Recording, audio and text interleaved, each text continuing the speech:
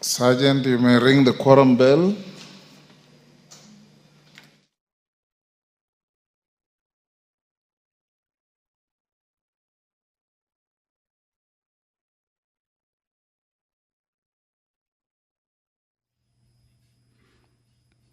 Prayer has been said, chair taken.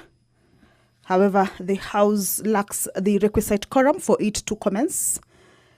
So the quorum bell is currently underway for members to make their way into the chamber and enable the House, raise that much needed quorum, and for it to be able to commence.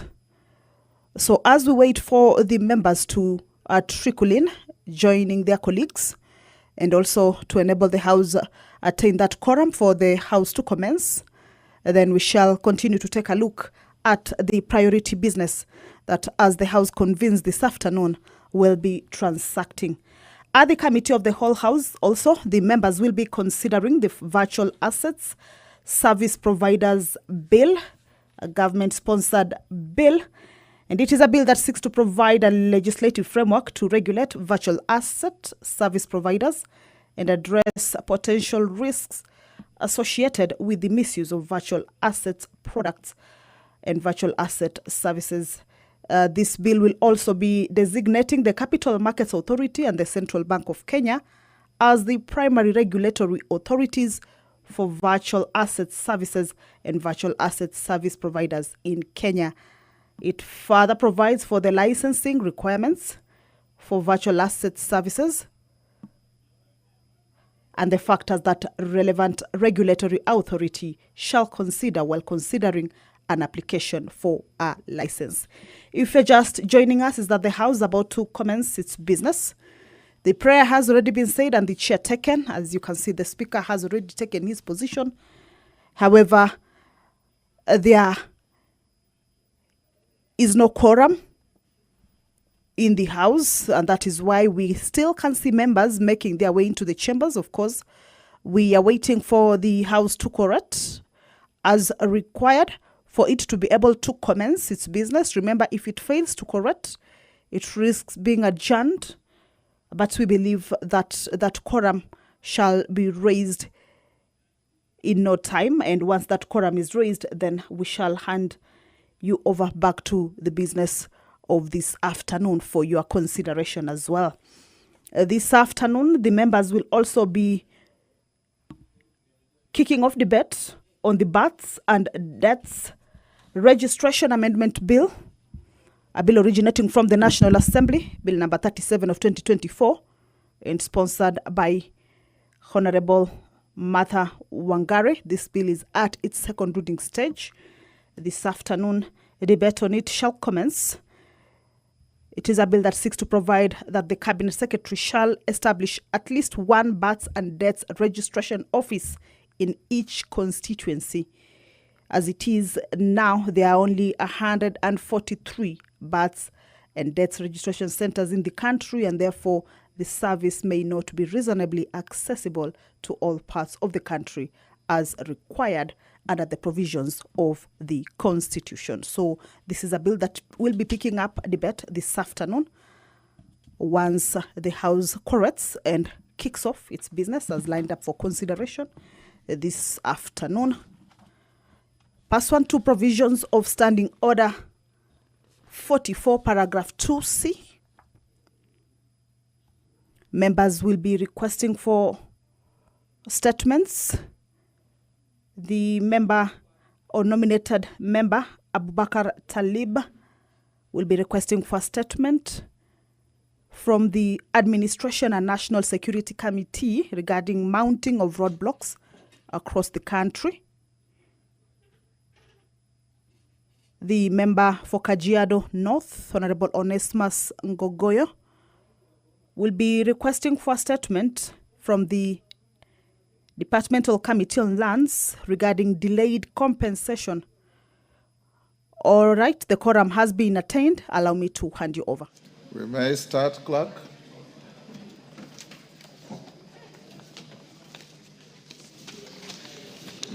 Order number 1, administration of oath.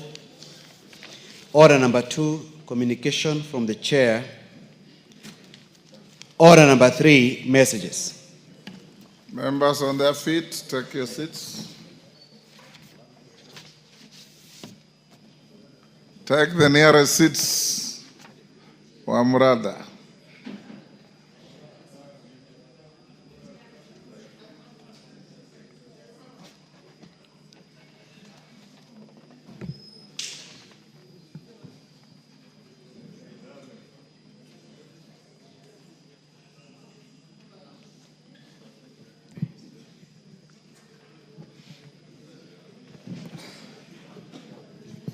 Take the nearest seat.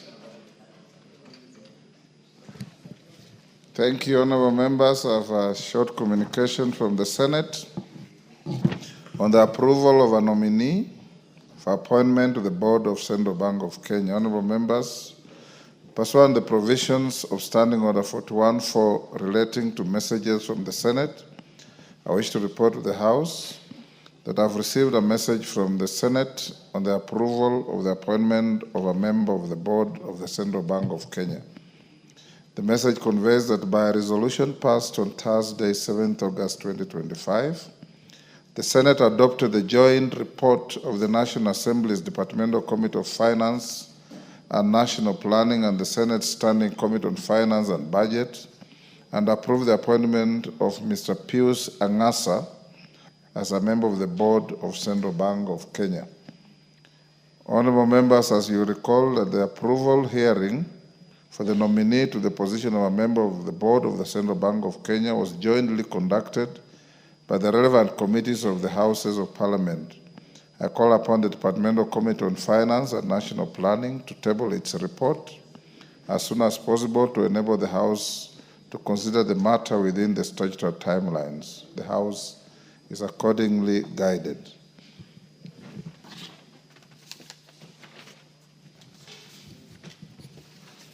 Order number 4, petitions. Order number 5, papers. Majority Leader.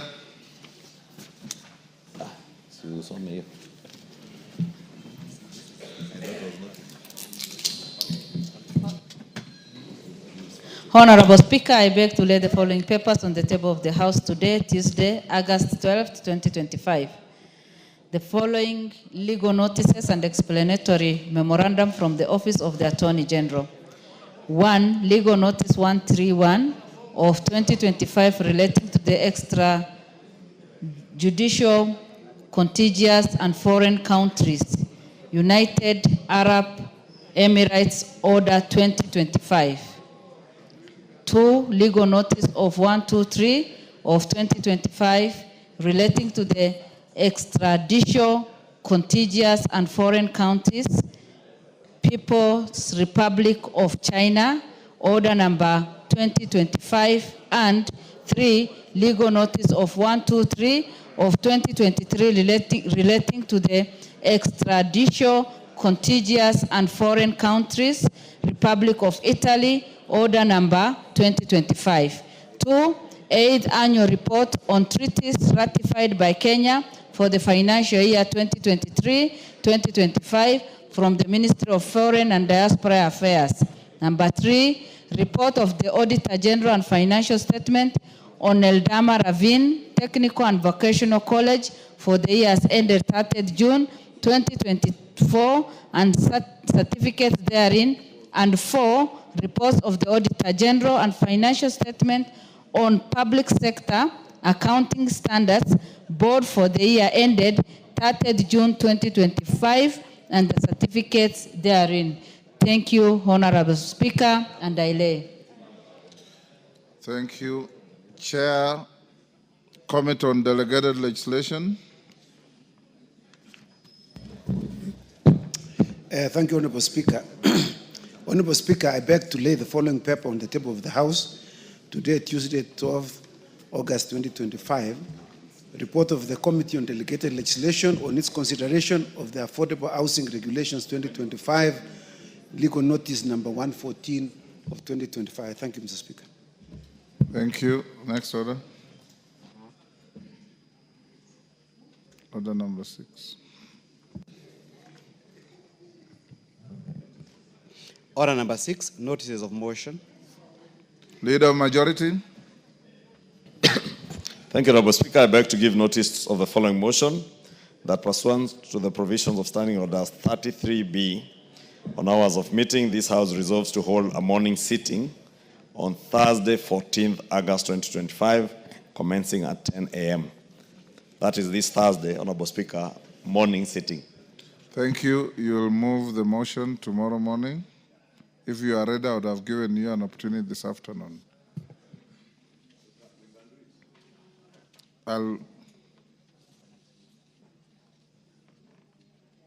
Tomorrow? Okay. Chairperson, Committee on Delegated Legislation. Chepkonga. Notice of motion. Yes, sorry, Mr. Speaker. I was concentrating on the majority leader who was doing some consultation. No, I was Honorable Speaker, I beg to give notice of the following motion. That this House adopts the report of the Committee on Delegated Legislation on its consideration of the Affordable Housing Regulations 2025, laid on the table of the House on Tuesday, 12th August 2025, and pursuant to the provisions of Section 59, subsection 4 of the Affordable Housing Act number 2 of 2024, this House approves the Affordable Housing Regulations published as legal notice number 114 of 2025. I thank you, Mr. Speaker. Thank you. Honorable members, allow me to recognize a delegation from the Parliament of Uganda. I wish to introduce to you a delegation comprising 6 members of staff from the Parliament of Uganda who are seated in the Speaker's Gallery. They are in the country to undertake a benchmarking visit to engage with the majority party whip of the National Assembly on the various mandates of the office. Honorable members, on my behalf and that of the National Assembly, I welcome the delegation to Parliament and wish them fruitful engagement during their stay in the country. I also congratulate them for their victory in the Chan tournament yesterday. They are very closely following Kenya's example in our performance. Thank you. You may take your seats. Honorable members, also I recognize students from Starehe Boys Center and Alliance Boys High School. I wish to introduce to you 6 students from Starehe Boys Center and 3 from Alliance High School who are seated in the Speaker's Gallery. The students are in Parliament for a period of 2 weeks on a voluntary service scheme. This gives the young men an opportunity to give back to the community by providing voluntary service to various organizations during the school holidays. Honorable members, on my behalf and that of the whole House, I welcome the students to Parliament and wish them a positive experience in their service to the nation. While at that, allow me to recognize the following schools in the Speaker's Gallery. Great Joy Academy from Keses, who was in Gishu. Are they there? Mberia Toleltani School from Mgwen, Nandi. Have I pronounced it properly? Yeah? Toleltani from Mgwen. Yes. In the public gallery, we have Corine Fountain Academy from Karachonyo, Homa Bay. Tinderet Educational Center from Tinderet, Nandi. Kamagambo Adventist Comprehensive School from Rongo, Migori. And Blair's Serem School from Keio North, Elgeyo Marakwet. I have been asked by Honorable Oron, on behalf of Honorable Okwome, to welcome the school from Karachonyo. I give you 1 minute. Thank you, Honorable Speaker, for giving me the opportunity to welcome the Corinne Fountain Comprehensive School from Karachonyo and all other schools who are here today On behalf of Adipo Kwome, MP for Karachuonyo, I welcome all the students, and I can say that all your dreams are valid and education is an equalizer, so make good use of it. Thank you. Cases? 1 minute.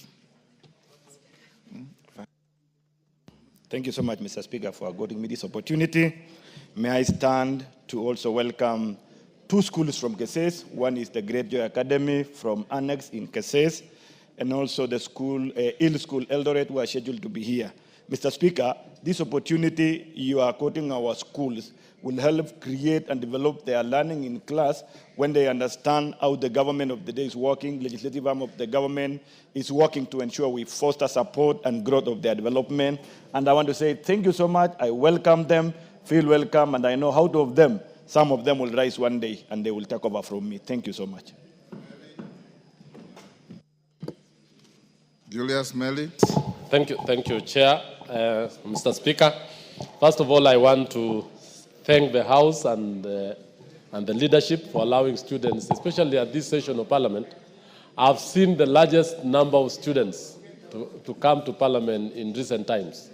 And this is a demonstration that Parliament is very responsive and very welcoming. And in fact, a number of them last week and 2 weeks ago, Honorable Speaker, came here. Tinted Educational Center, amongst many schools from Nandi and across the country, have found that they can learn a lot about government, about Parliament, and how the Parliament system works. I welcome them as a Chair of Education, and on my own behalf and on behalf of members, want them to always come and learn better. Thank you, Honorable Speaker. Thank you. Tandaza, I didn't hear of any school from your constituency.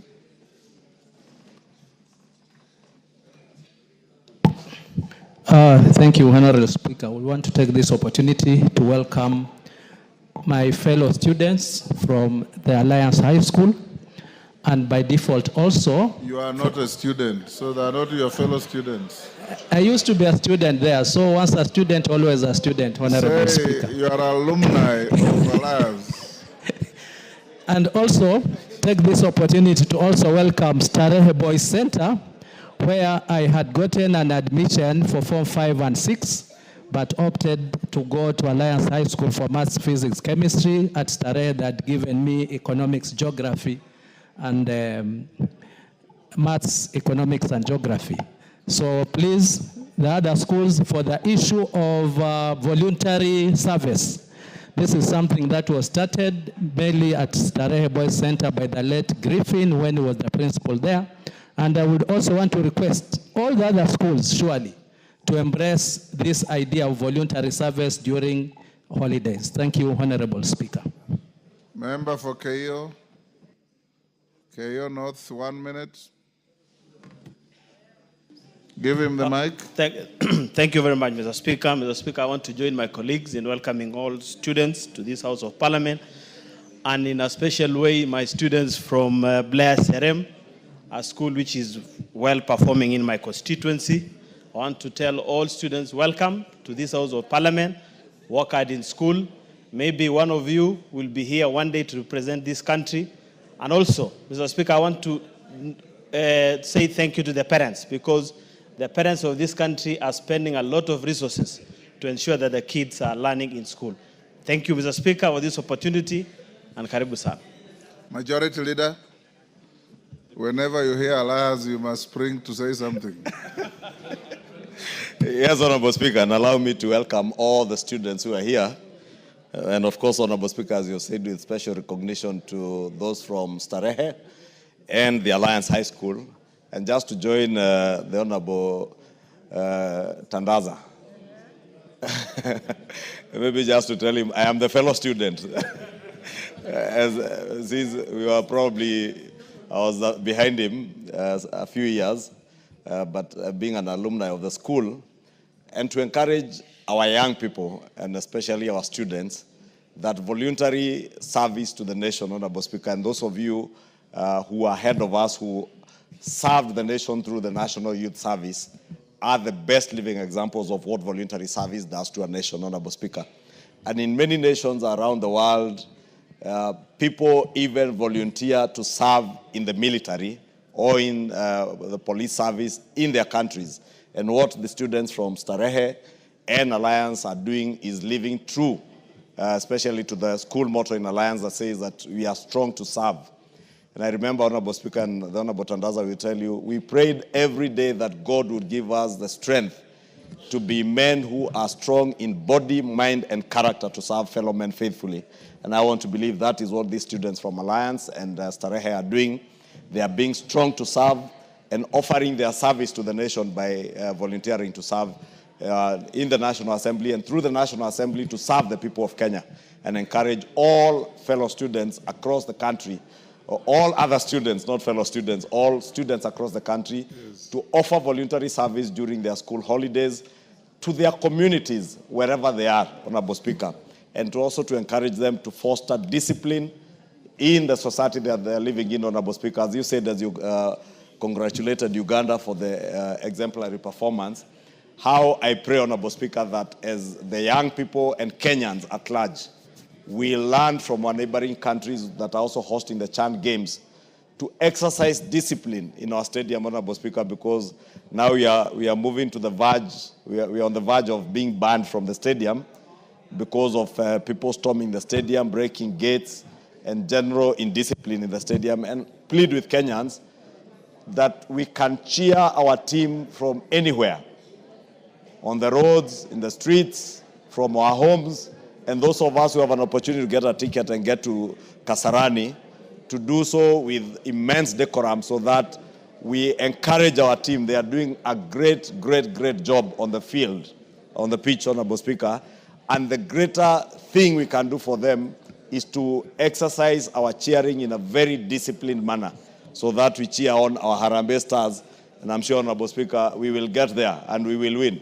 This Chan, Honorable Speaker, I can see it coming home. And it's coming home with a very disciplined team. Let us also encourage many Kenyans, especially those of us who patronize the stadium, to carry the same discipline into the stadium that we see on the pitch as we cheer our team. And congratulations to our brothers from Uganda for their exemplary performance. But as you said, Honorable Speaker, we lead, others follow. Harambee Stars is leading as others will follow. Owen, thank you. Thank you, Honorable Speaker. Honorable Speaker, just to add and welcome the students. I don't know when my school will be mentioned in such glowing terms, but I hope one day it will. Which school? St. George's High School. But I want to say this, Honorable Speaker, I've seen the growing interest for students in this chamber. It also shows confidence in your leadership. But I also want to challenge you, Honorable Speaker. Probably we need to start an education center for Parliament. So that as the students come in here, they will pass through that center and learn a lot of things in that center. Probably Parliament needs to take that example, that bold step to build, because there's a lot of history that the students, apart from observing the proceedings here, they would learn about the members who have been here, the laws have been passed, and many other things through the elaborate education center that Parliament can build. So they don't just learn about Parliament, but they could also learn about Nairobi. We can actually house the education center for Nairobi. They would learn about KICC, they would learn about Uhuru Gardens, and all those in one center, so that we give that education to the generations, the young people that come to this house. I challenge you, Honorable Speaker. Thank you, Honorable Members. For the record, I think we need to congratulate ourselves, the office of the clerk and leadership. For the last 1 month, we have recorded, Majority Leader, saying we need to congratulate yourselves as Parliament, leadership, the office of the clerk, sergeant. For the last 1 month, I have recorded over 100,000 students visiting the House of Parliament. And the visit has been very incident-free. The students have been well received. Our dedicated staff have shown them around Parliament, and members from whose jurisdiction the students have come from have been at hand to welcome their students, and that is the spirit we must keep as a House of Parliament, to mentor our young Kenyans and mold them into future leadership. For our members of parliament from Nairobi, we want to encourage you to speak to your constituents, not to come to Kasarani in a rowdy manner, because you are endangering our flying team that is performing so well with the risk of being sanctioned by CAF because of rowdy fans coming and walking into the stadium with the gates in their hands. That is not acceptable. And Mwafrika, I think it is around your area, and TJ Kajwang, and Olwatch, and everybody else, Kibra, please tell our brothers and sisters and our children who come to boost the morale of the players that they can do so without being rowdy. Next order. Order number 7, questions and statements.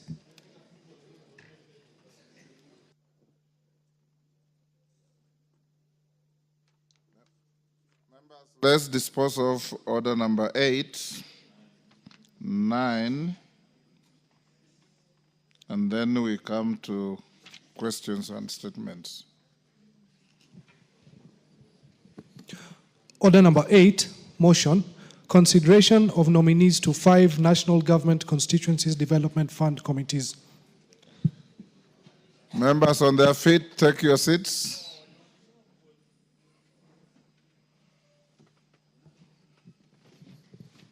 Honorable members, I'll now put the question at order number 8, which is that this House adopts the report of the Committee on National Government Constituencies Development Fund laid on the table of the House on Wednesday, 6 August 2025, and pursuant to the provisions of Section 43(4) of the National Government Constituency Development Fund Act, Cap 414A, and paragraphs 5, 2, and 10 of the National Government Constituency Development Fund Regulations 2016, approves the list of nominees for appointment to the following 5 constituency committees of the National Government Constituency Development Fund, and the names are set out in the order paper for Isiolo South constituency, for Lunga constituency, for Kuria West constituency, for Homa Bay constituency, and for Kitui South constituency. As members of that opinion say aye. Aye. Will those of the contrary opinion say nay? The ayes have it. Next. Order number 9, motion, consideration of report on the examination of financial statements for the National Humanitarian Fund. Question to be put. Members on their feet at the bar, take the nearest seats. Take the nearest seats. Betsimba.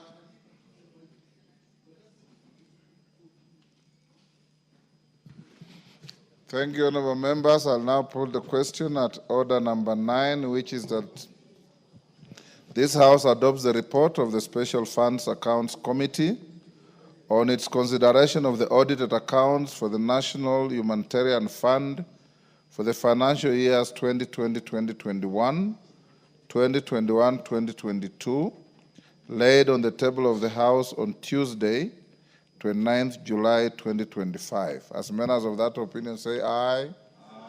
Will those of the contrary opinion say nay? The ayes have it. We'll go back now to order number 7. Order number 7, questions and statements. Karemba Eric, member for Runyenjes. Thank you. Thank you, Honorable Speaker. Request for a statement regarding non-payment of 67 beneficiaries under the Older Persons Cash Transfer Program. Honorable Speaker, pursuant to the provisions of Standing Order 42-2C, I rise to request for a statement from the Chairperson of the Departmental Committee on Social Protection regarding the non-payment of 67 beneficiaries and the Older Persons Cash Transfer Program, OPCTP, in Runyenjes constituency. Honorable Speaker, the primary objective of the Older Persons Cash Transfer Program is to improve livelihoods of poor households with persons aged 65 years and above. However, in Runyenjes constituency, 67 beneficiaries registered under the cash transfer program have not received their monthly stipend for the months of June and July 2025. The failure to disburse the funds has exacerbated the financial constraint faced by these individuals and placed a disproportionate burden on their families. Honorable Speaker, it is against this background that I request for a statement from the chairperson of the Departmental Committee on Social Protection on the following. 1. A status report from the Ministry of Labor and Social Protection detailing the registered beneficiaries in Runyenjes constituency who have not received their payments, and 2. Reasons for the delay in processing of payment to the beneficiaries and the timelines for payment. I thank you, Honorable Speaker. Thank you, Karemba. That goes to which committee? Social Protection. Is Alice Nganga here? Majority will inform Alice Nganga to bring a response within the first week after recess.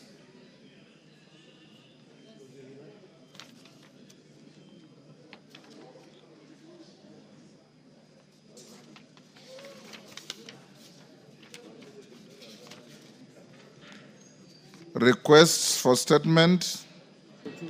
Member nominated Abubakar Talib.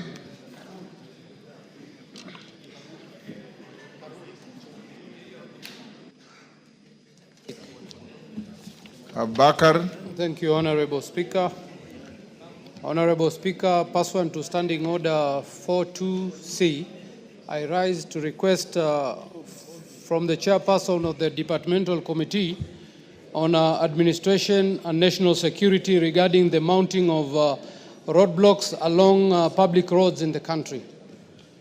Honorable Speaker, Section 69A of Traffic Act, Cap 403, regarding mounting of roadblock empowers the Inspector General of Police to, by notice in the Gazette, designate a place along a public road on which police roadblock may be mounted.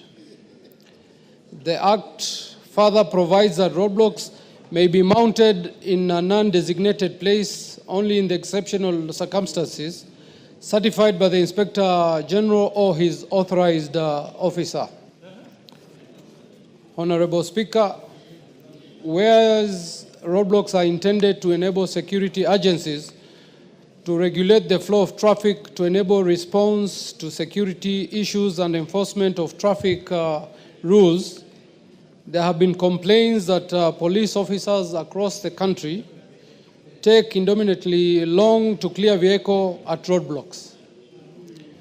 It is further claimed that some officers extort motorists at roadblocks instead of undertaking security checks or enforcing traffic rules.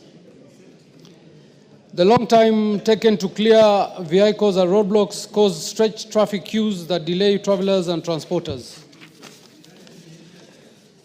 Honorable Speaker, it is against this background I request a statement from the chairperson of the Departmental Committee on Administration and National Security on the following. 1.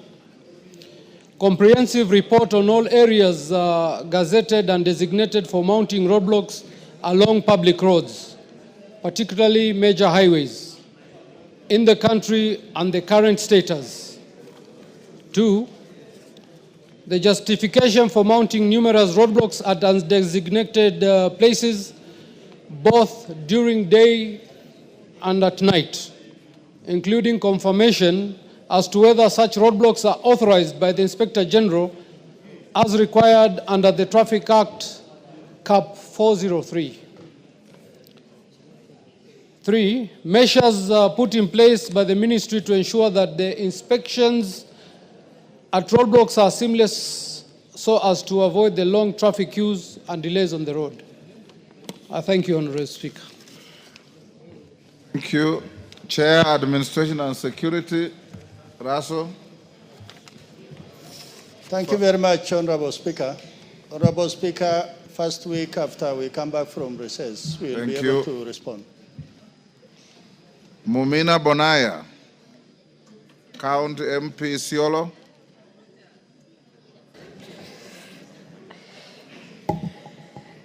Request for a statement regarding insecurity in Isiolo County. Honorable Speaker, pursuant to Standing Order 44-2C, I rise to request for a statement from the Chairperson of the Departmental Committee on Administration and Internal Security regarding insecurity in Isiolo Town. Honorable Speaker, Isiolo Town is on the brink of descending into chaos and the streets are flooded with seemingly unregistered firearms. While the central business district is currently encountering a lot of unrest, fear, and open hostility. The tension is palpable, with residents living under constant threat of violence and disorder. This wave of insecurity in Isiolo Town is not accidental. It is being aggravated by the political class, particularly those associated with the recent attempt to impeach the governor of Isiolo County. The charged political atmosphere has emboldened armed elements, leading to more brazen and violent incidents whose consequences are becoming grave. Among the most disturbing cases of this insecurity is the recent shooting and severe injury of the Secretary General of the Somali Council of Elders, Mr. Idle Hassan Ibrahim, who was allegedly targeted while carrying out his duties. Such attacks send a chilling message and further erode public confidence in the ability of the security agencies to protect citizens.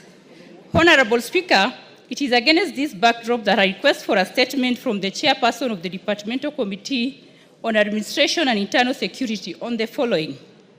1, immediate measures on disarmament of individuals in Isiolo Town who are seemingly in possession of illegal firearms.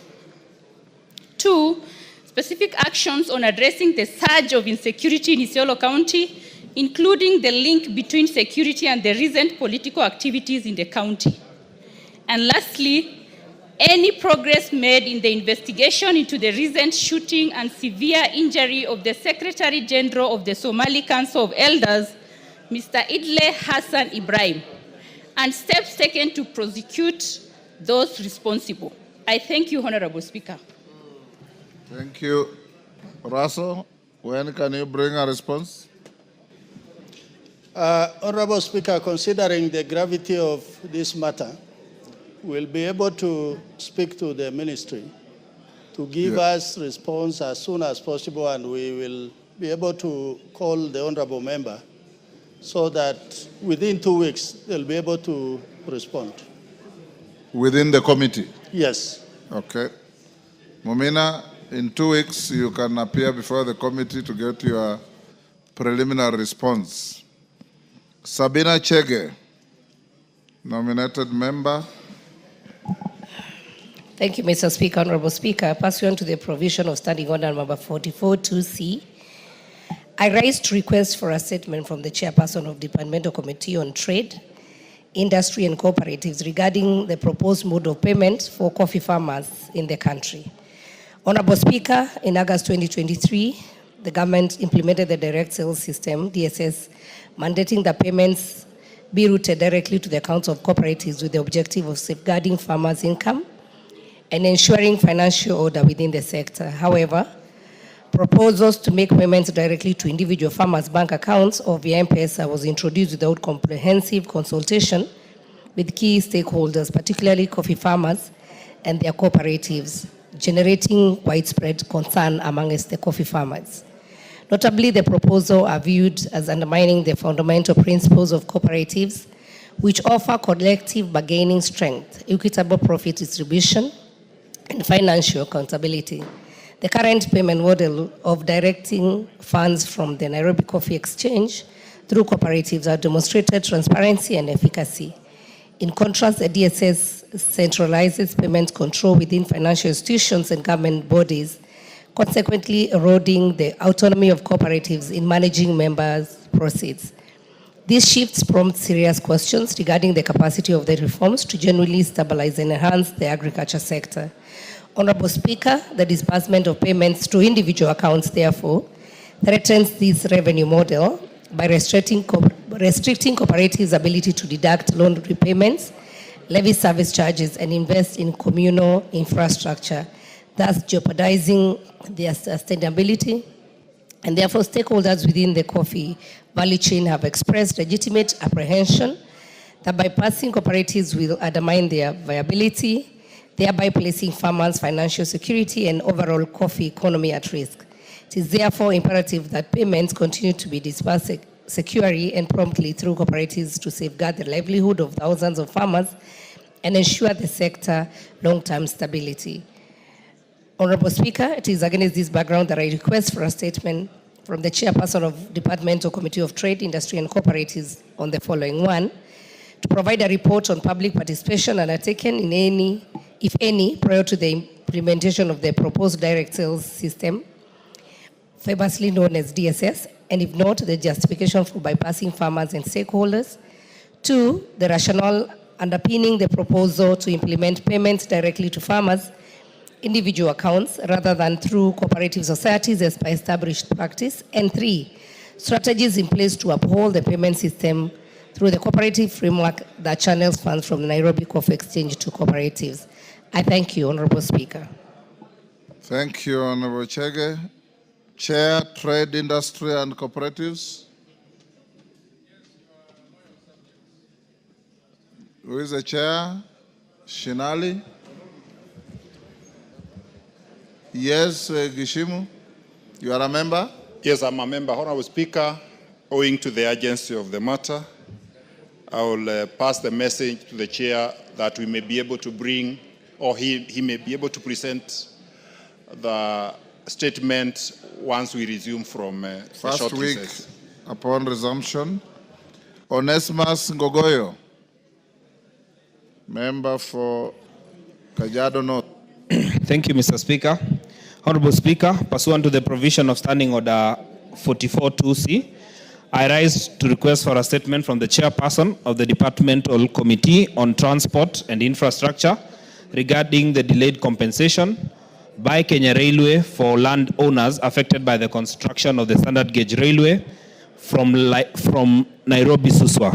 Honorable Speaker, the extension of the standard gauge railway from Nairobi to Suswa was a welcome move by the government through the Kenya Railway, and it will further ease movement of persons and goods from the interior of the country to the projected necessity interior of the country, and further ease movement of goods and persons from the interior of the country. The project necessitated acquisition of land in various areas, parcels of land around kilometer 33 overpass bridge along Kangawa Road, located in Bulbul sublocation in Bulbul location in Kajiado North constituency, were acquired to pave way for the railway. However, 8 years down the line, the affected residents are either still waiting gazettement of parcels of land for award and compensation, and are yet to receive compensation of their land. Owners of parcels number Ngongong 103-271, 103-272, 103-273, and 103-274 are yet to have their parcels gazetted for compensation. Parcels number Ngongong 105-603 and 105-604 are undergoing gazettement. Parcels number Ngongong 41953, 41954, and 1515 have been gazetted and are awaiting awards, while parcels number Ngongong, 346, 5441, 11935, 11936, 11937, 11938, 11268, and 8619 have been gazetted and awarded funds, but not yet received their compensation to date. The residents, a number of them do not have access to power and water in the area due to the interruption occasioned by this project. Honorable Speaker, it is against this background that I seek a statement from the chairperson of the Departmental Committee on Transport, Infrastructure, on the following. Number one, reasons for the delay in the process of requisite compensation for the affected residents of Embulbul location in Kajiado North by Kenya Railway. Number two, confirmation of whether the budgetary allocation has been provided for and why the delay for the SGR land in the current financial year. And three, measures the ministry is taking to ensure that those affected by compulsory acquisition of land for similar projects in future are compensated in time. Thank you, Mr. Speaker. Thank you, Chair. Transport and Infrastructure. GK. Give him the mic. Thank you, Honorable Speaker. We will avail the response a week after recess. Okay. So be it. Wanjiku Muhia. Kipipiri. Honorable Speaker, pursuant to the provision of Standing Order 44-2C, I rise to request for a statement from the Chairperson of Departmental Committee on Transport and Infrastructure regarding the non-completion of the Gilgil Machinery Road in Kipipiri constituency. Honorable Speaker, while the residents of Kipipiri appreciate the long-awaited progress on the Gilgil Machinery Road initiated in 2017 and which is currently nearing completion, it is deeply regrettable that several critical access roads connecting to it remain unconstructed. These include the roads leading to Lereshua Secondary School, the National Cereal and Produce Board Depot, the Lereshua Chief's Office, Kahiga Center, and the surrounding community institutions. Honorable Speaker, during the public participation and planning phases, the local community was assured that these access roads were part of the original BQ. However, there are reports alleged from the resident engineer that these sections may not be constructed. It is of major concern that the contractor is now preparing to demobilize from the site, leaving behind approximately 2 kilometers of essential access road undone. This will undermine the functionality and utility of the main road, particularly for institutions like Lereshua Secondary School. It will also affect the delivery of essential supplies and services and expose the students and staffs to avoidable hardship. Honorable Speaker, it is against this background that I request for a statement from the Chairperson of Departmental Committee on Transport and Infrastructure to the following. One, a report on the scope of work for construction of the Gilgil Machinery Road in Kipipiri constituency, including confirmation of the inclusion of the adjoining access roads to Lereshua Secondary School, National Cereal and Produce Board Depot, Lereshua Chief's Office, Kahiga Center, and the surrounding constituencies. Justification for the deviation from the original scope of work and the exclusion of this access road, despite earlier commitment to the to incorporate them in the scope of the work.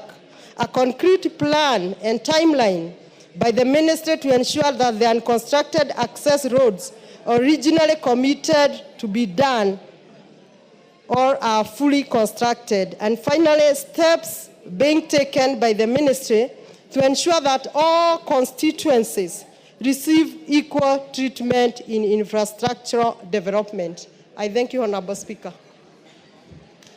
GK. A week after recess, Honorable Speaker. So be it. Responses. Do we Chair Education is in the House? Honorable Meli was here. Where is he? Response to a request by Honorable Joseph Gitari. Is Joseph Gitari in the House? Majority Leader. You are Mary Massey. Okay. You have the response to Joseph Gitari. Go ahead. Who is responding? Orone is saying is responding. Emasa is saying you are We are dealing with response to statement listed as number 1 by Honorable Joseph Gitari. He has a second one at number 3. So, Orone, which one are you responding to? Career progression for teachers? Yes. And Emase, promotion of curriculum support. So start with Orone. Honorable Speaker, I am Mwalimu Rero. Yeah, Orone is this man from Kisumu Central. He's honorable member from Kisumu Central. Orero, yes, Yeah, I know you very well. Yeah, thank you, Honorable Speaker. I went with you to West Pokot. Very right, very Yes. right. Yes. Great. And now, first of all, I want to give the background information regarding this response. Now, the Teacher Service Commission was established under Article 237 of the Constitution with overall mandate of teacher management and regulation of the teaching service as provided in Article 237 of the Constitution. As a public organ, the Commission is bound by the national values and principles of governance set out under Article 10 of the Constitution, as well as the values and principles of public service set out under Article 232 of the Constitution. Mr. Speaker, to operationalize the mandate of the Commission, the Parliament enacted the Teacher Service Commission Act and the Code of Regulation for Teachers, referred to as CORT. The two legislations provide for powers and procedures within the functions of the Commission. Notable Section 11 of the Acts requires the Commission to others formulate policies to achieve its mandate. Now, Mr. Speaker, the career progression guidelines. In 2015 and 16, the Commission, in consultation with the Salaries and Remuneration Commission, SRC, conducted a job evaluation for the teaching service. Now, based on the findings of the job evaluation report, CRC rendered a formal advisory proposing a new grading and remuneration structure of teachers in the public service. Now, subsequently to the job evaluation, the Commission signed the 2017-2021 collective bargaining agreement, referred to as CBA, with the teacher unions. This transition necessitated the development and implementation of the teachers' career progression guidelines in 2017 to align the new grading structure with career progression of teachers. Mr. Speaker, sir, the career progression outlines the skills and the competency necessary for advancement in the profession by providing for minimum requirements for selection, appointments, and promotion of teachers at different grades. Now, the response to these specific questions raised: 1, report on implementation of the career progression guidelines, specifically how academic qualifications have been considered in the promotion of teachers. Now, the promotion of teachers in public service is premised on the values and principles of public service set out under Article 232 of the Constitution, the provision of the Code of Regulation of Teachers, the career progression for teachers, and the policy on selection and appointment of institutional administrators. Mr. Speaker, specifically, Regulation 73 of the Code of Regulation of Teachers provides for general guidelines in promotion of teachers, including 1, merit and ability as reflected in the teacher's work, performance and the results, seniority and experience as set out in the scheme of service, now existence of a vacancy, and finally, academic and professional qualification. Mr. Speaker, while the career progression guideline and the policy on selection and appointment of institutional administrators provide for minimum requirement for selection, appointment and promotion of teachers at different grades, Regulation 73 of Code of Regulation of Teachers provide for general guidelines in promotion of teachers, including A, merit and ability as reflected in the teacher's work, B, performance and results, C, seniority and experience as set out in the scheme of service, existence of vacancy, and academic and professional qualification. Mr. Speaker, in implementing the provision of career progression guidelines and Code of Regulation of Teachers in promotion of teachers, the Commission has developed a scoring criterion designed to guide the scoring process during promotion interviews. The scoring criterion priorities, among others, the following modalities to merit teachers. A, academic qualification. Orero, too long. Can you paraphrase? Okay. And accordingly, academic qualification are considered as one of the modalities in promotion. Now, a report on number of teachers, the table below that is given here shows how teachers have been promoted from 2017 to 2023, as summarized below. And the measures that the Teacher Service Commission has put in place, noting the current shortage of JSS teachers, one or two of those is during promotion, priority teachers who have stagnated longer by awarding them higher scores, and other listed below to address this junior secondary school commission. Now, accordingly, the Teacher Service Commission have recruited over 76,000 teachers as of now.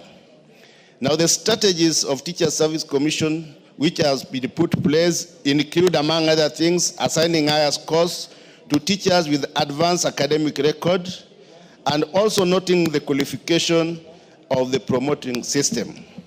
Mr. Speaker, the Commission remains committed to a transparent and merit-based promotion system that motivates teachers and enhances service delivery. Annual budgeting for promotion and recognition of academic qualification are key steps toward ensuring career progression of all teachers. Thank you, Mr. Speaker, and that is the end of the reply. Thank you, Mr. Speaker. Thank you, Honorable Gitari. Before you seek clarification, allow me, order members, allow me to acknowledge in the Speaker's gallery M.M. Shah Academy from Muvita, Mombasa, Moringa Primary School from Bahati, Nakuru, Bethel Junior Academy from Keses, Uasin Gishu, and in the public gallery, Hill School Primary School, Eldoret, from Keses, Uasin Gishu. On my behalf and on behalf of the House, we welcome the students, their teachers, and those accompanying them to the House of Parliament. Gitari. Thank you, Mr. Speaker, and thank you for Wanjala and your neighbor, why are you shaking your hands? You are out of order. When we mention schools, you thumb like that. That is how to welcome students. This is not a bus park. Gitari? Thank you, Mr. Speaker, for that response. Mr. Speaker, I think I might need to take time and look at the response because now we've not gone the entire hog because I've not even seen the table that was alluded for.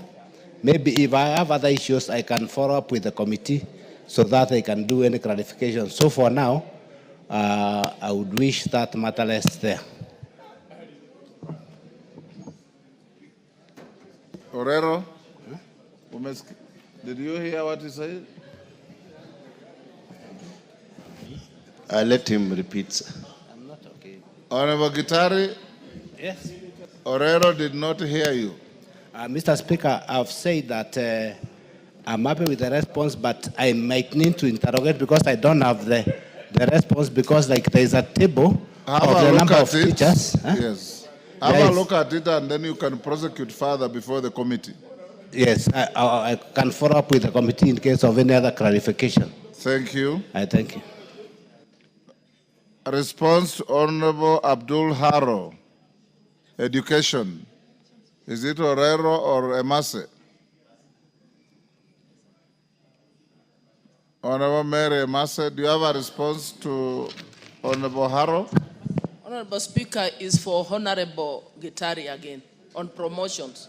It's the No, one I have. Gitari will come after Abdul Haro. Education. Orero, do you have the answer?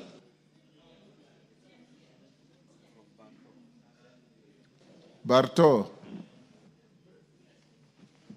Committee of Education. I am not going to allow you to sit out there and share out responses when you have leadership. I'll allow you to respond, but tell your chairman to write to the speaker and indicate when he is not here who should respond to any statements to his committee. You have a vice chair. You cannot just sit out there and share out slots. And you come to the house, Emase is saying it is me, Orero is saying it's me. That is not how to run the house. Phyllis Barto, respond, but put your house in order. We stand guided, Honorable Speaker. I'm giving a response to a statement regarding recognition of madrasa education system within the Kenya National Qualifications Framework sought by Honorable Abdul Aro, MP Mandera. Honorable Speaker, Section 95, subsection 2 of the Basic Education Act 2013 provides for the making of regulations of the integration of the madrasa, duksi, and pastoral programs of instructions into the formal education system as appropriate to improve access and retention. As a ministry, we recognize the critical role that duksi and madrasa learning programs play in the education of the young learners of the Islamic faith. The integration of duksi and madrasa programs is not only a constitutional and statutory obligation, but also a necessary requirement to achieve equity, inclusion, and cultural respect in the delivery of education. In this regard, we are actively taking steps to ensure the integration of duksi and madrasa in our formal education system. The first key step was anchoring this in the strategic plan. As we speak, the National Education Sector Strategic Plan 2023-27 provides for the development of a duksi and madrasa policy and guidelines to ensure seamless implementation of this learning process. The Kenya Institute of Curriculum Development is currently finalizing a framework that aligns these programs with the national competence-based education, while ensuring that the spiritual needs of all learners are respected. The ministry has held constructive consultations with Muslim religious leaders, education experts, county education boards, and civil society actors to ensure cultural and religious relevance in the design of this integration process. The involvement of this broad range of stakeholders is intended to ensure that integration is relevant from a religious and cultural standpoint, and that it has acceptance. There have been challenges in the efforts to implement the Duksi and Madrasa learning programs. These challenges include the following. A, the absence of a standardized curriculum, since religious learning curricula in Duksi and Madrasa schools vary widely in content, methodology, and language, which complicates the harmonization with the national curriculum. Many Duksi and Madrasa instructors have not undergone formal teacher training recognized by Teacher Service Commission.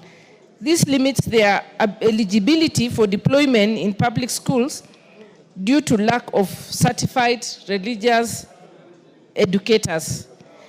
And most Duksi and Madrasa institutions operate informally and lack adequate facilities for the integration within formal school settings, particularly in ASAL counties like Mandera, Wajir, and Garissa. However, the ministry is working with the stakeholders to address these challenges and to set the stage for the integration within the formal school settings,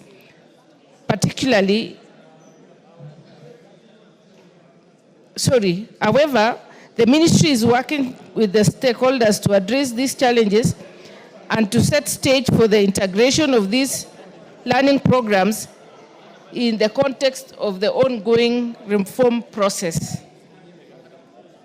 That is the presentation, Mr. Speaker. Thank you, Phyllis Barto. Abdul Haro. Abdul, you satisfied with the response? We go to the next. Give him the mic.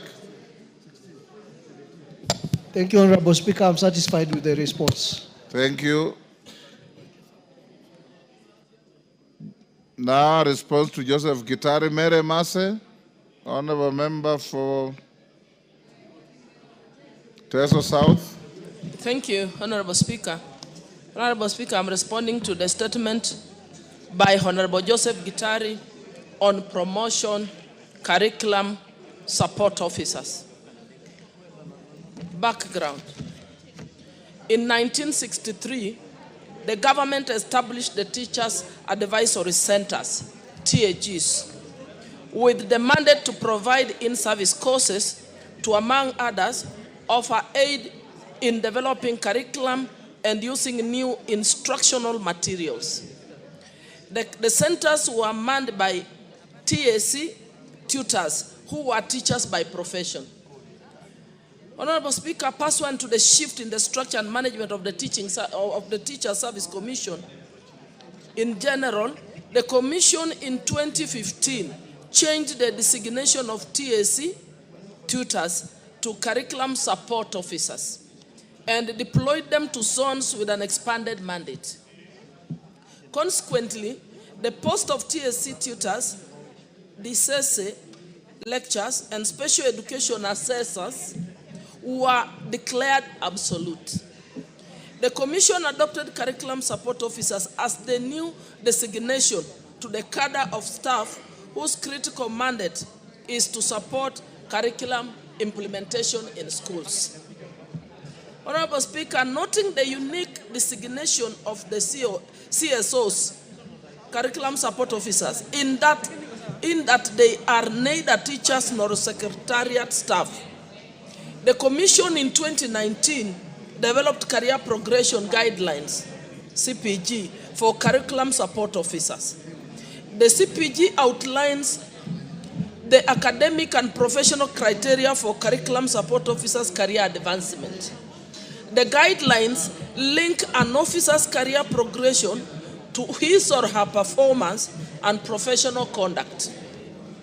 The career progression guidelines for the curriculum support officers provide for 4 grades or scales for career growth. That is 1, curriculum support officer 2, 2, curriculum support officer 1, 3, senior curriculum support officer, and 4, chief curriculum support officer.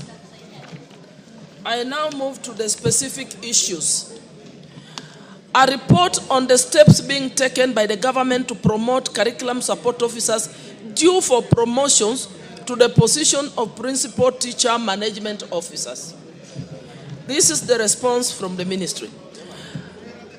As discussed above, CSOs, that is curriculum support officers, have a distinct career path from teachers and secretariat staff.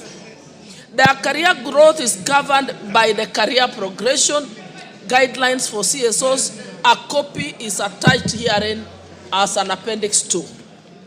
On the other hand, sub-county officers, also known as principal management officers, PTMOs, are a secretariat staff of the commission, and their career path is guided by the career progression guidelines for secretariat staff.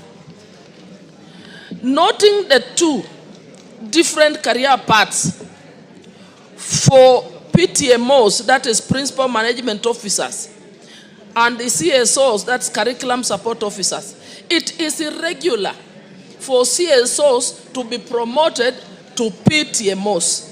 However, CSOs qualify to be recruited as PTMOs upon advertisement of the vacancies.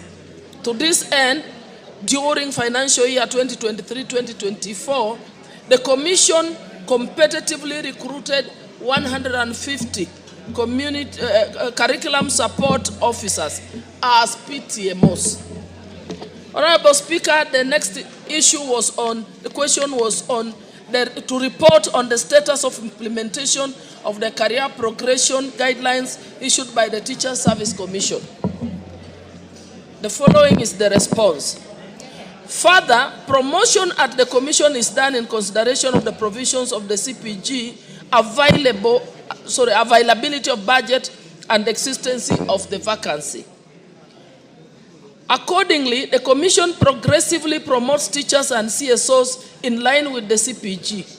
For instance, the Commission promoted 804 curriculum support officers in the financial year 2023-2024, and during the financial year 24-25 has promoted 25,252 teachers. Honorable Speaker, to ensure that stagnation is addressed, the Commission continuously engages the National Assembly for budget allocation, for promotion, to ensure full implementation of the career progression guidelines in the teaching service. The next question by Honorable Gitari was on measures the government is putting in place to ensure fair career progression in all cadres under the Teacher Service Commission. Honorable Speaker, as a constitutional commission, in discharging its mandate to promote teachers, the Commission observes the values and principles of public service under Article 232 of the Constitution. To this end, the Commission has endeavored to apply the principle of fair competition and merit, integrity, transparency and accountability, equity, fairness and impartiality, inclusiveness and non-discrimination, and gender equity in the selection and appointment process. Honorable Speaker, to this end, the Commission has developed a scoring criteria designed to guide the scoring process during promotion interviews. To ensure fairness, the scoring criterion prioritizes the following modalities to merit applicants. Number 1, acting institutional administrators. Special marks are allocated to teachers who took on acting roles or performed administrative duties, such as a principal, head teacher, a deputy principal, a deputy head teacher positions, etc. However, the duration of time spent in these acting roles significantly influenced the allocation of marks. Teachers who acted for a longer period received more marks compared to those who served for a shorter duration. This aims at acknowledging the level of responsibility handled by teachers during their acting tenure. The second consideration that's considered by this criteria is stagnation. Applicants who have stayed in one grade for a longer duration earn higher scores compared to those who have shorter period in the current grade. Honorable Speaker, the third criteria that's being considered is performance appraisal. Applicants who have higher performance appraisal Mary Massa, how much more to go? Half a page. Okay. Half a page, Honorable Speaker. Applicants who have higher performance appraisal scores receive higher overall scores in the promotion evaluation. This criterion aims to ensure that applicants who consistently excel receive appropriate recognition and rewards for their efforts. The next one is the level of experience. Applicants aged 55 years and above score higher compared to those in the younger age brackets. A tiered approach is employed to differentiate scores based on age ranges. For instance, applicants between the age of 50 to 54 years received lower scores compared to those aged between age 55 years and above, but higher scores compared to those in the bracket of 45 to 49 years age group. This approach acknowledges the value of experience and maturity in teaching, recognizing the contributions of senior applicants. And finally, Honorable Speaker, in addition to the criteria mentioned above, the criteria also factors A, knowledge of financial management for head of institution and deputy heads. B, familiarity with the Teacher Service Commission policies and procedures. 3, competence in managing learner discipline. I thank you. Honorable Gitari.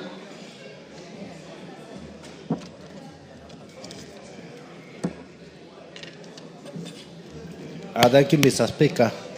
Mr. Speaker, as per the response, the TSC is keen on career progression for CSOs. Could we be informed the reason as to why TSC excluded CSOs from senior school CB Lituri if it has put any remedy on career progression? Mary Massa, do you have the competence to answer that?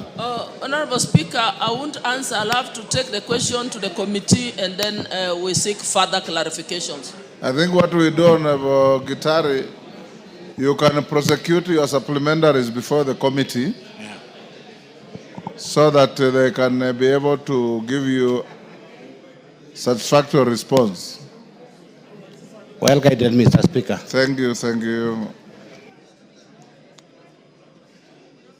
Transport and infrastructure.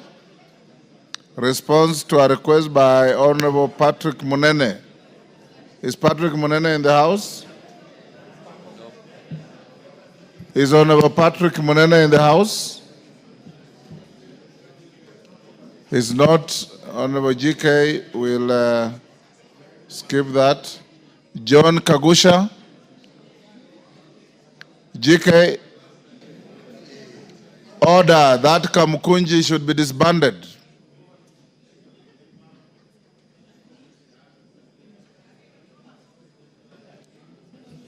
Honorable Speaker, I can't see the... Honorable John Kagusha is Patrick Munene is not here, so we stay that. I'll give you an opportunity to respond on a Thursday morning. Correct. We have a morning sitting from the indications. Then you can respond to John Kagusha's road safety at Montezuma. Thank you, Honorable Speaker. Honorable Speaker, on Thursday, 10th April, This year, the member for Mukurweini constituency, the Honorable John Kagushia MP, requested for a statement from the chairperson of the Departmental Committee on Transport and Infrastructure regarding the road safety at Montezuma Mona Lisa Funeral Home along Thika Road.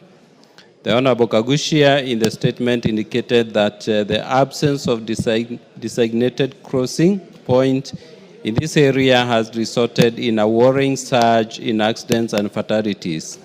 Honorable Speaker, the Honorable Kagushia therefore sought to, among other things, establish a detailed report on the number of and nature of road accidents that have occurred in the area called Kabati near Montezuma Mona Lisa Funeral Home along Thika Road over the last 6 months, including contributing factors. B, specific measures being put in place by the ministry to address road safety concerns near Mona Lisa Funeral Home along Thika Road, including construction of a footbridge at the location to reduce pedestrian-related accidents and expected timelines for completion of these solutions. Honorable Speaker, the committee received a written response from the Ministry of Roads and Transport, which I now wish to make. Number one, regarding the number and nature of road accidents that have occurred in the Kabati area, the ministry submitted that in the last 6 months, there have been 13 crashes at the Kabati area along Thika Road, and most of these crashes occurred between 6 p.m. to 9 p.m. That is 30.8% of accidents, and 9 p.m. to midnight, about 23% of accidents. Number two, pedestrians are highest number of fatalities at 57.1%, followed by riders, 28.6%, while passengers sustained highest number of injuries at 82.4%, followed by riders at 11.8%. 3, the ministry further submitted that passenger cars were involved in 35% of crashes, followed by motorcycles at 25%, and PSV, that is matatus, at 15%. These crashes were primarily caused by driver negligence, including failure to yield speeding, and loss of control, as well as pedestrian misjudgment when crossing the road, the busy road. Additionally, Honorable Speaker, mechanical failures, particularly in PSV, contributed to some severe collisions. Number 4, regarding the specific measures being put in place by the ministry to address the road safety concerns near Montezuma Mona Lisa Funeral Home along Thika Road, including construction of a footbridge at the location to reduce pedestrian-related accidents and expected timelines for implementing these solutions. Honorable Speaker, the Ministry for Roads and Transport through the Kenya National Highway Authority and the National Transport and Safety Authority have put in place the following measures to enhance road safety at Montezuma Mona Lisa Funeral Home.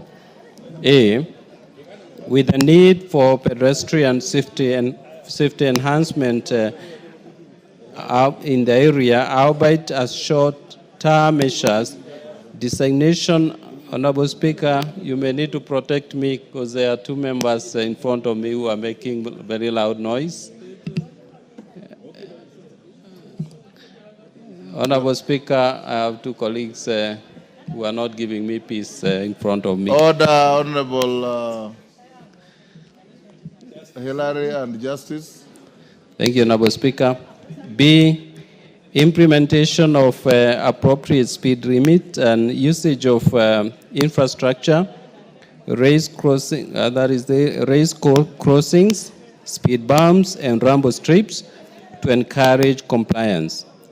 C, continuous awareness There is educational campaigns on usage of helmets by riders and pillion passengers, and effective protective gear, especially at night and during low visibility periods to enhance visibility. And D, continuous awareness. There is educational campaigns for pedestrians to cross at the designated crossing points and use reflective protective gear to enhance visibility, especially at night and during low visibility periods. E, continuous raising of awareness on importance of drivers slowing down and paying attention to pedestrians, particularly in areas with busy activity, with a lot of activities, that's busy areas. F, vehicle owners to continuously maintain their vehicles pursuant to legal requirements of Cap 403 of the Traffic Act. G, introduction of vehicle telematic systems under the draft Commercial Vehicle Operational Regulations 2025, as real-time monitoring can be used to alert drivers of unsafe driving conditions and behavior, ultimately reducing accidents and promoting safer driving practices. H, continuously liaise with the county governments to install street lighting at the appropriate locations, especially in areas where visibility is limited. Honorable Speaker, thank you, and I submit. Kagusha. Thank you, Honorable Speaker. I want to appreciate the response, even though the response has come rather late after raising it back in April. Honorable Speaker, what you will notice is that from the steps that Ministry or KENHA proposes to take, none of those proposals give any meaningful solution to the problem that we have there. Honorable Speaker, for us to be able to solve this problem, what we require is a footbridge. But when you look at the responses that we are getting now, KENHA and Ministry is proposing to enhance awareness for pedestrians to observe the pedestrian crossing points.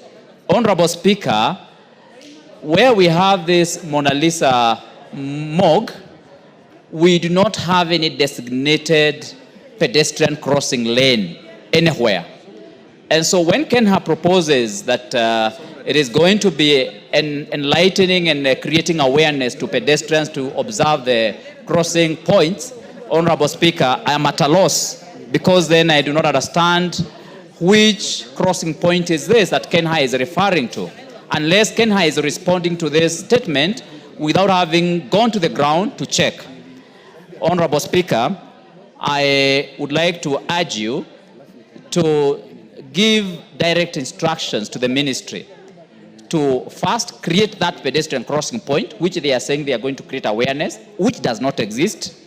And of course, give direct instructions so that the ministry can be able to put up a footbridge. Honorable Speaker, on 17th July of this year, 3 months after I had raised this question or this request for statement in this House, 2 members of the same family, blood sisters, were knocked down at the same crossing point. They were crushed, and one of the sisters died, and the other one has had to now do without both of her limbs. Honorable Speaker, this is a demonstration of how our roads have become unsafe. And having gone through a very tragic week last week, where this country has lost 80 people through road accidents in Kisumu, in between Kakamega and Kisumu Road, Namanga Road. Honorable Speaker, you are supposed to seek a clarification. You are now raising a wholly new structure of questions. Honorable Speaker, I was doing this awaiting to get your attention because I realized you are quite distracted. by an honorable member. How did I know that you are raising a whole new set of issues if I was distracted? But Honorable Speaker, the whole issue here is that I would like the Honorable Chair to clarify. Do we have a pedestrian crossing point between the Shell petrol station and the Mona Lisa morgue on that road? Honorable Speaker, really, we don't have that. I frequent this road because this is where I go when I'm going to Mukurweini. And Honorable Speaker, this has become a black spot. And this morgue is serving the whole of that region and indeed the whole country. And when you pass through there in the morning, you find the place is so heavily congested. Unfortunately, family members who are coming there to collect their loved ones to go and bury them, some of them are actually being left in the same morgue, dead after having been crushed. Point made. GK.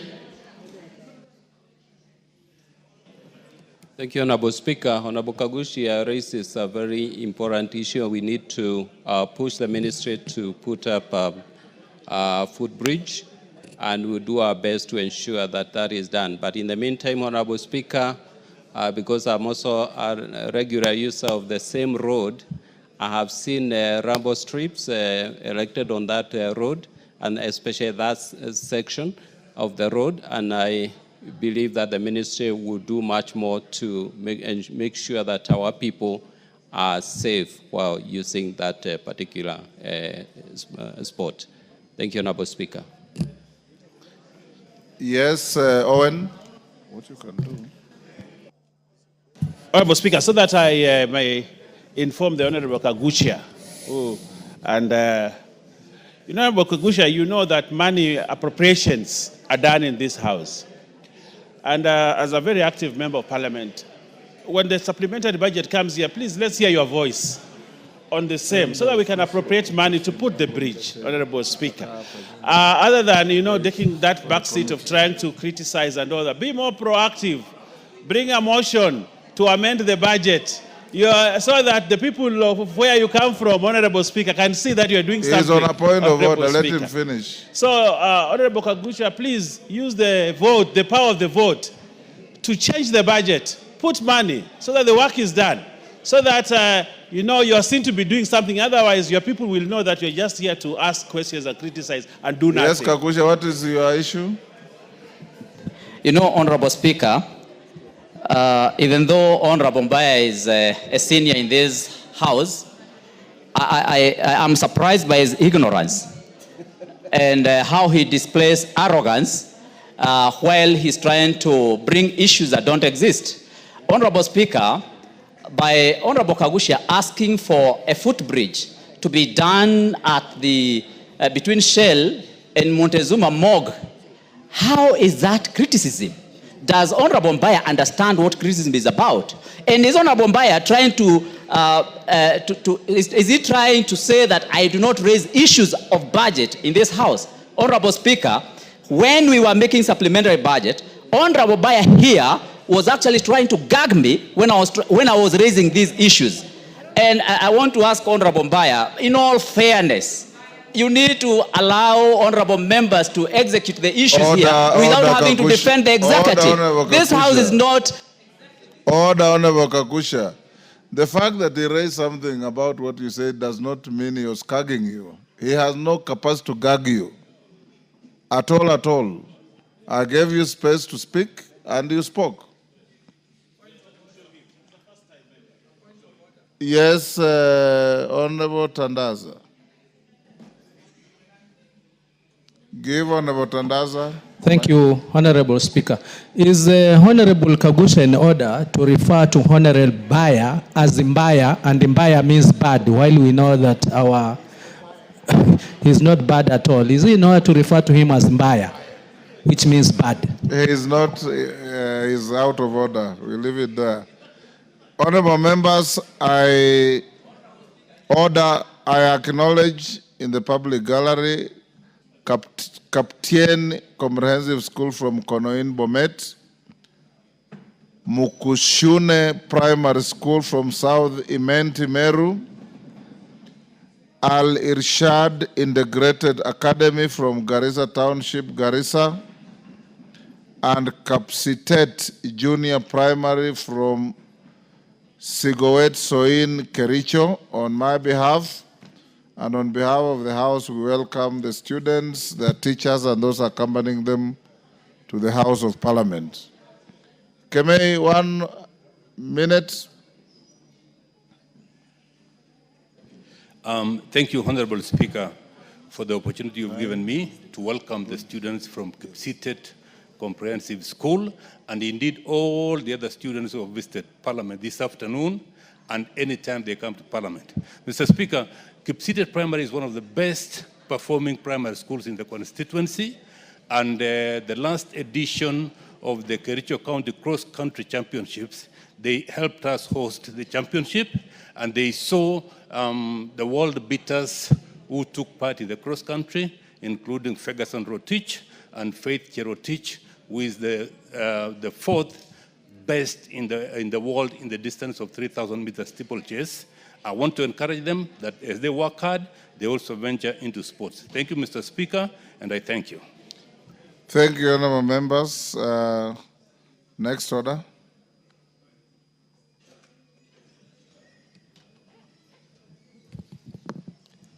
Order number 10. Order number 10, motion, consideration of report on the examination of financial statements for the Water Sector Trust Fund. Honorable members, I was requested by Honorable Daoud of Imenti on behalf of the committee that we step down this order. They are not ready. We can put it to next week on Tuesday morning. Next order. Order number 11, Committee of the Whole House. Honorable members, will you be upstanding?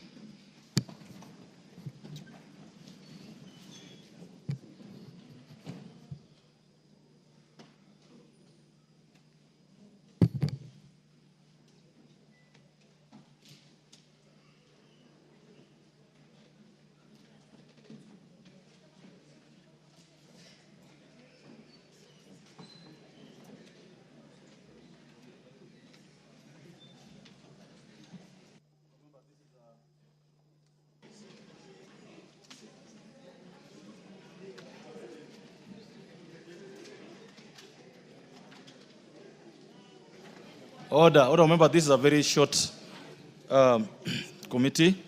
It regards the President's reservations to the National Land Commission Amendment Bill, National Assembly Bill number 43 of 2023. Order. Order. Shall we then take our seats so that we can do it quickly? Members, as you may be aware, the procedure for handling the President's reservations.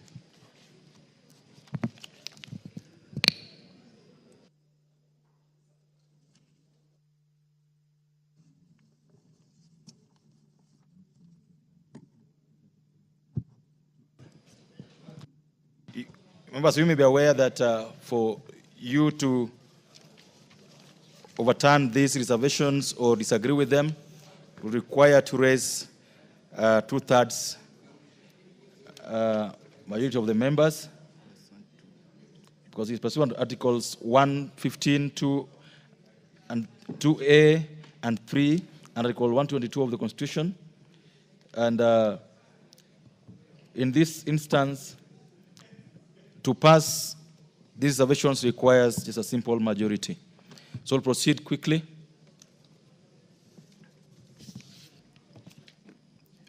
President's reservation to clause 2. I propose the question, members, that the President's recommendations to clause 2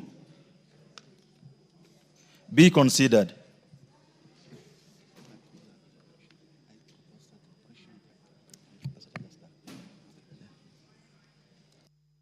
Pose a question. The President's recommendations to clause 2 be considered. Chairperson. Chairperson, Lands Committee. Are you the one dealing with it? Chair, go ahead.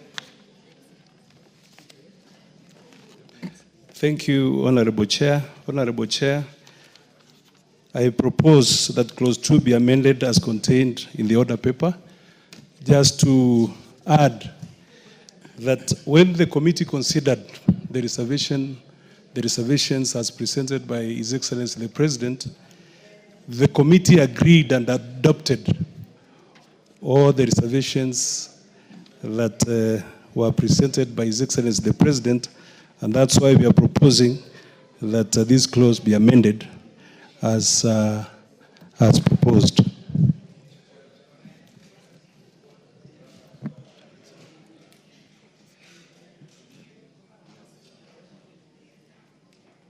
Members, I propose a question that clause 2 be amended as recommended by the Excellency the President. Go ahead. Chair, even though I'm fully aware that the proposed amendments or reservations by the President would carry the day just by simple majority, I think it is important that we put our voices to the implication of these, to the rights to property under sections 40 of the Constitution, and the potential abuse that this can have to people who have already enjoyed proprietary rights over property, especially people with freehold. I think it is important that we consider the implication that this would also have on the economy itself, the banking industry where titles are held as security and collateral, and therefore, this amendment, the fact that we cannot raise 2/3, I think this House must be very cognizant of the implication that this would have to proprietary rights and to the economy and the industries. I would oppose it. Thank you. Member for Loima, you want to speak to this? All members, I therefore put the question that clause 2 be amended as recommended by the President. Will last minute opinion say aye? Will last minute opinion say nay? The ayes have it. All members, it therefore goes without saying that the President's reservations and recommendations to clause 2 are carried. President's reservation to clause 3. Members, I propose a question that the President's recommendation to clause 3 be now considered. Chairman, Lands Committee. Thank you, Honorable Chair. I propose that clause 3. You beg to move that? I move that the clause 3 be amended as contained in the order paper. Chair, what we have is just about clarity and aligning the clause to the Constitution. So when the committee considered this, again, we adopted, because it was just giving sanity and cleaning that particular clause. There was nothing major, including even clause 2. Clause 2 was talking about the limit, the 5-year limit. So it didn't have a lot of implications, and we were even proposing that once we are done with these amendments, we can still revisit and see whether we are able to give that extension. There is provision within the clause that if NLC so feels that they need an extension of the same, then we should be able to do that. I move. Thank you. Members, I now propose a question that clause 3, be amended as recommended by the Excellency of the President. There's no contribution on this. All members, I therefore put the question that clause 3 be amended as recommended by His Excellency the President. Will as another opinion say aye? Will as another opinion say nay? The ayes have it, with the result that the President's recommendation for the amendment of clause 3 of this bill is carried.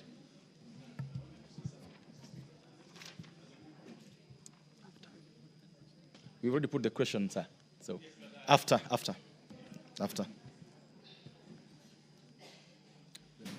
Not now. You're gonna get a chance in the coming. So the mover, Honorable Yamoko, you have to move for reporting the whole House. I'm sure you have the. Honorable Chairperson, I beg to move that the committee do report to the House its consideration. Obaya, are you not the mover of this bill? No, it's because you called me. Because Honorable Nyamoko is just the chair of Lands Committee. Yes. Now, this bill was moved by you, not so? Yes. So this is your opportunity to move for reporting. That's okay. Thank you, Honorable Speaker. Honorable Speaker, Chairman, Honorable Chair, I want to, say, let me move fast, then I say. Let me move fast. Let me move, yeah?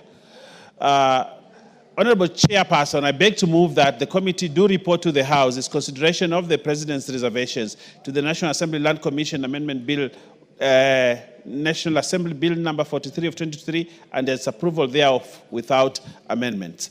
Honorable Speaker, Honorable Chair, while we know the limitations we have as Parliament when dealing with presidential reservation, we respect that because it is constitutional, Honorable Speaker. But the amendments that have come in, Honorable Speaker, just like Honorable Oluoch was talking about, have certain implications both in law and constitutionality that, Honorable Speaker, we as a country we may run into some trouble, Honorable Speaker, as we move forward. While some of the amendments provide clarity and they're very good. For example, the amendments, Honorable Speaker, on the issue of publishing in the Gazette notice, which I agree, or the amendment on a person may register determination, because the National Lands Commission has had that problem, that a determination is done and then no action is taken because NLC will say, no, we need a court order on the same. But now we are providing clarity, and I thank the team that worked on this to say now, when a determination is done by National Lands Commission, the beneficiary of that determination can now go to court and register that determination, which I think is an improvement. Thank you, Major. Because for many times, you see, National Lands Commission determinations have been ignored, but this registering it gives it force of law, which is very important. Honorable Speaker, Chair, again, the Commission... You know very well, the Honorable Bayer. I understand, but order. Allow me some latitude. This is not the stage to do that. Okay. You know that very well. So I beg to move, Honorable Speaker. Thank you. That we do reporting to the House. Thank you. Thank you. Members, I now put the question, which is that the committee to report to the House its consideration of the President's reservations, the National Land Commission Amendment Bill, National Assembly Bill number 43 of 2023, and its approval thereof without amendments. Will as many of the opinion say aye? Will as many of the opinion say nay? Ayes have it.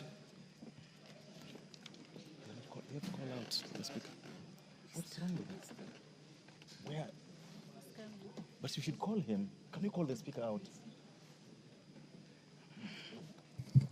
Members should be notified of his coming.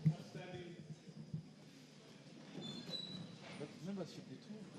Honorable members, Mr. Speaker. Okay. You may be seated.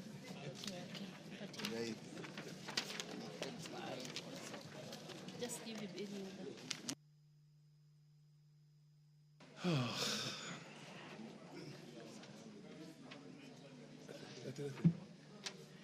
It's not clear.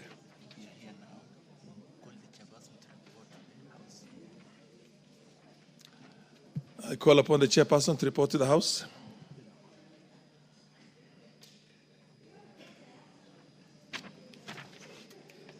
Honorable Speaker, I beg to report that the Committee of the Whole House has considered the President's reservations, the National Land Commission Amendment Bill, National Assembly Bill number 43 of 2023, and approved the same without amendments.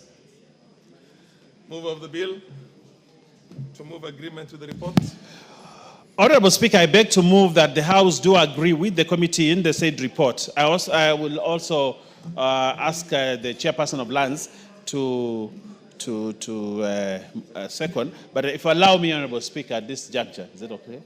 At this juncture, Honorable Speaker, to say a few things about the bill. This is a very good bill. The National Lands Commission has been incapacitated because of lack of proper statute for it to operate.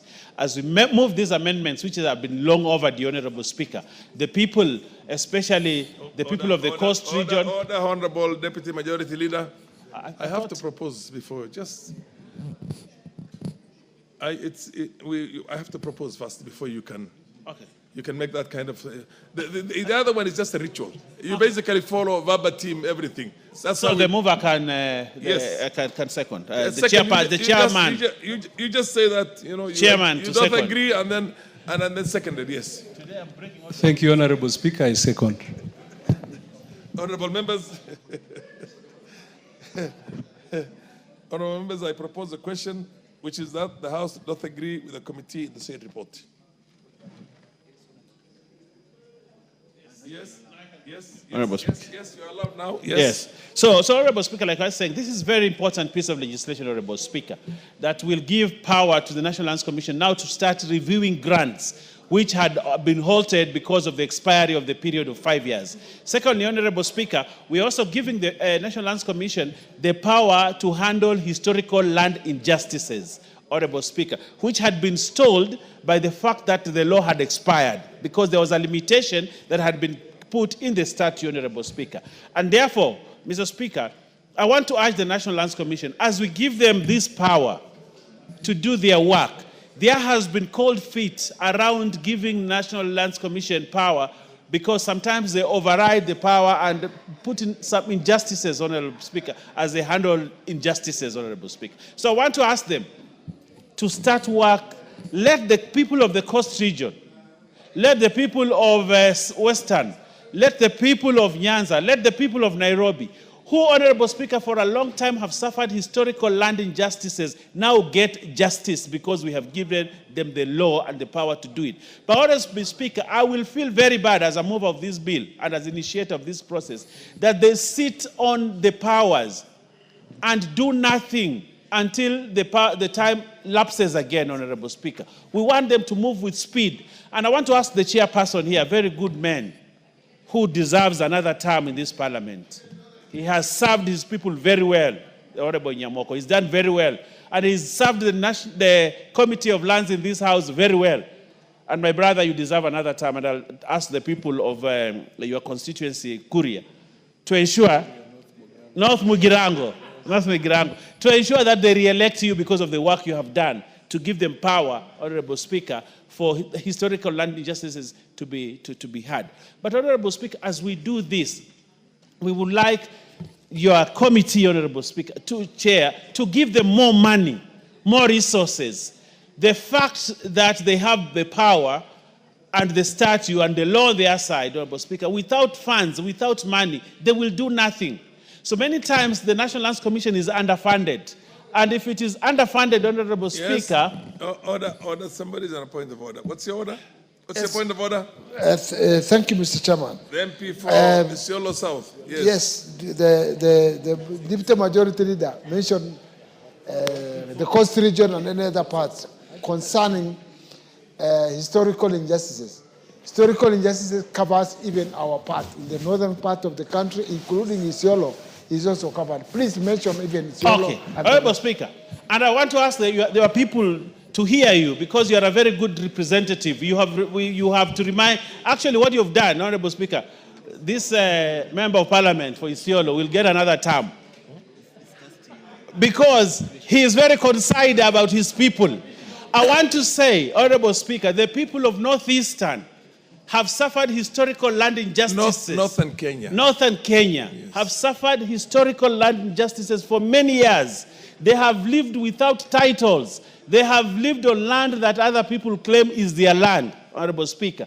And they deserve justice. And that's why the Constitution of Kenya put two important things in that Constitution.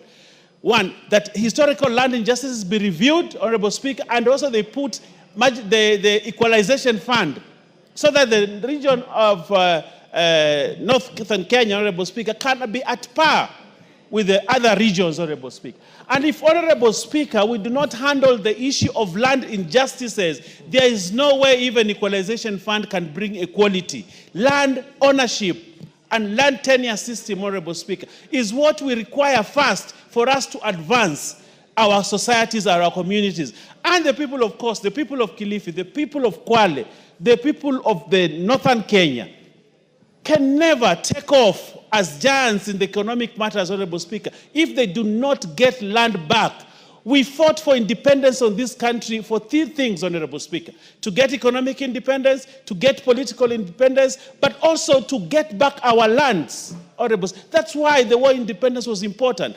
But some regions, Honorable Speaker, got 2 things, got 1 thing only, political independence. But they have been denied economic independence and they've been denied their land. This law, Honorable Speaker, and I'm very passionate about this, is a precursor, is one big step towards ensuring that the reasons why we fought for independence in this country is achieved. And I am happy today that this 13th Parliament is midwifing this law, Honorable Speaker. And as we move, Honorable Speaker, on this matter, I want to say this. Although the presidential reservation, we support it because of the threshold. It's constitutional.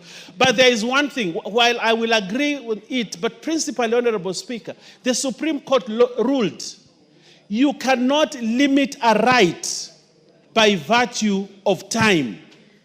A right is a right. If you are denied your right this year and you come and claim it 2050, it will still be a right. But what we have, but the presidential memorandum, Honorable, has introduced the aspect of time again, capping it at 5 years. So if something was done to me and I come to realize this was an injustice 10 years from now, what do we do? And the Supreme Court made a ruling, Honorable Speaker, that we cannot deny a right, somebody's right by virtue that time has elapsed to lodge a complaint. But because of the constitutional threshold, we cannot overturn. But I also like what they have done. They have said Parliament can review and give more time. Although it's not something that I really wanted. Deputy Majority Leader, but I want to say, I want to thank this Parliament. I want to thank you, Mr. Speaker, for allowing me the time to speak. I know when I talk about Northeastern, it touches you, your heart. And I want your heart to continue to be touched, Honorable Speaker, by such things. Otherwise, I rest my case and I thank you, Honorable Speaker. Order. Are you on a point of order? No. At this stage, it's allowed, yes, but only a small leeway. But if you insist, and you all want to be watched by your constituents back at home, I'll allow the Honorable, the Narok MP and Karoli Omondi. Are you asking for yourself or are you asking for somebody else? Are you okay? Proceed, Honorable Oluoch, and then followed by Karoli, and then the MP for Narok. And honorable order. Honorable members, and please just take a minute. I know it's a very touchy issue, and that's why the chair is willing to give a certain leeway. And land is a very passionate thing in this country, and it rightfully is. But let's just take 1 minute all, so that we can conclude this matter. And Speaker, I want to thank you. Is that Tandaza at that end there? Honorable Tandaza? Gatana, okay. Proceed, Lord. Thank you, Speaker, for allowing us the latitude to speak on this very emotive matter. And while I have no problem, absolutely, with Honorable Bayer and why we need to extend the time to deal with historical injustices, land injustices, my problem would be the expansionist nature in which the presidential memorandum has been crafted. Because if you allow this the way it is, to review all grants and or dispositions of public land, I have a particular case that would be affected by this, some of which is ancestral land, land that is under freehold, and I'm talking in respect of my own father, biological father, an 80-year-old guy whom the Kisumu County government has been trying to use through craft of interpretation to try and review leasehold that Kanyakwar people, and I think the Honorable Nyikal, owns land in the place where I am talking about.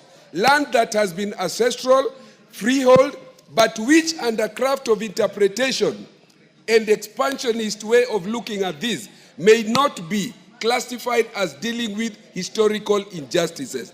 It would be taking away proprietary rights that had already been accrued, which must not have been the intention of the Constitution and the drafters of this when they said they wanted to deal with the cases in Northeastern, the ones in Coast, And even in Mathare, where we've not been titled since independence, I have a problem with how the National Land Commission, and lastly, and I thank you, this is my very last point. We must also look at the constitutionality of this in respect of what you call the retrospective or retroactive application of law. How do you pass a law today to roll back the rights that have been accrued 20, 30 years ago? Fair enough, Karoli. Thank you, Right Honorable Speaker. When this is not a new clause, actually, it was there before. And the reason why it was there was to deal with illegal disposition of public land that had occurred before the new constitution of 2010. So what we are trying to do is to give it another 5 years to exist.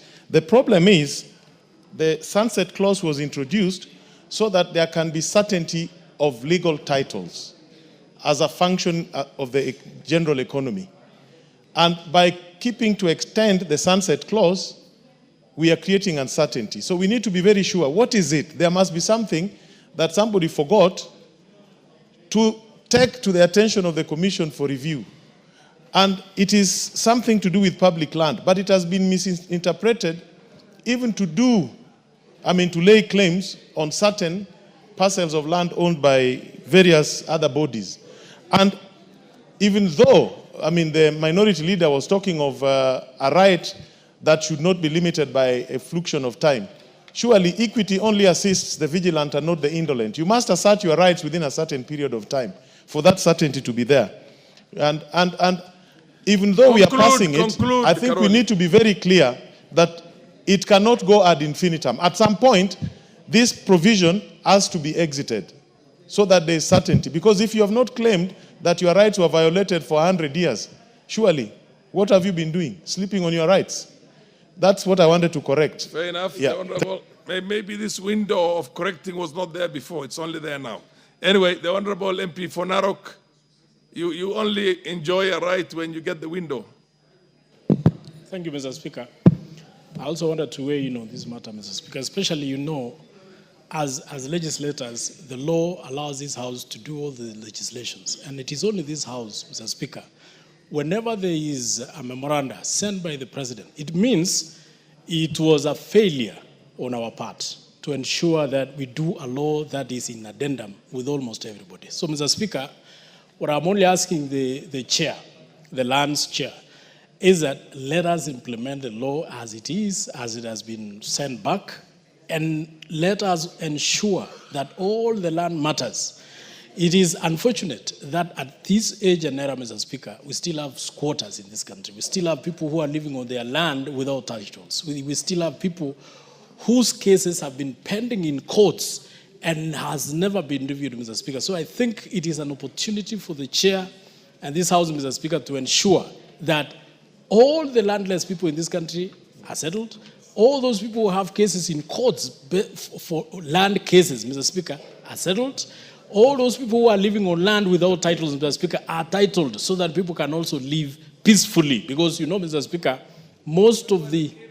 thank you, Mr. Speaker, I think most of the issues that we have been having, clashes, conflicts, are because of land. Mr. Speaker, let us sit as a House and clear those matters so that we can have our... Asante Bwana Spika. Hiki kipengele ambacho tunakifanyia marekebisho kilikuwepo, lakini tunataka kukipatia nguvu zaidi. Kumekuwa na dhulma za kihistoria za mashamba, hususan pwani. Watu wengi mashamba yao yamekuwa yakichukuliwa bila wao kujua. Sasa hii tume ya kitaifa ya mashamba imepatiwa tena nguvu ya miaka 5 kuchunguza vile dhulma za mashamba zimefanyika miaka mingi. Wachukue muda huu sasa, kwa sababu ule muda waliopatiwa ulikuwa umeisha. Wachukue muda huu kuhakikisha kwamba Wakenya ambao wamedhulumiwa hasa mashamba yao wanaweza kupata haki katika huu muda wa miaka 5 ambao tumepatia. Wasisubiri mpaka miaka 5 ishe alafu ndo waje tena bunge waulize miaka 5 mingine ya kuwa wanataka kufanya kazi hiyo moja. Asante Bwana Speaker. Mheshimiwa Professor Nyikal. And then the very last one, the MP for Isiolo South. Thank you, Mr. Speaker. Mr. Speaker, this is not in reference to what Honorable Watch said, which is also a fact. But, Mr. Speaker, I think this is a double-edged sword in the hands of the National Lands Commission. Whereas it is quite acceptable, and I agree that where there were historical injustices, there should be opportunity to review. But it also presents opportunity for abuse, where land that actually had been owned, the proprietary rights who have been there for years, now can be claimed back. And my concern, and I want to say this for the records, my concern are public institutions, particularly schools, police stations, and so on, where community members long time ago actually gave land for schools to be built, for police stations to be built, and other institutions and colleges. And now, we have had cases where actually grandparents or grandchildren or great-grandchildren are now coming up to say that we were not consulted this land, this was the only land, and therefore, as a family, now we are landless, and this was given to the public. And now it's being used as such. Now, these are cases that can actually be very deleterious and cause a lot of problems to public institutions. So I think the Land Commission is behoved to now look at this very, very carefully and protect the rights of institutions and individuals that may be affected. MP for Isiolo South. Thank you, Mr. Chairman. Mr. Chairman, I interjected, I tried to get through point of order when the majority leader was talking.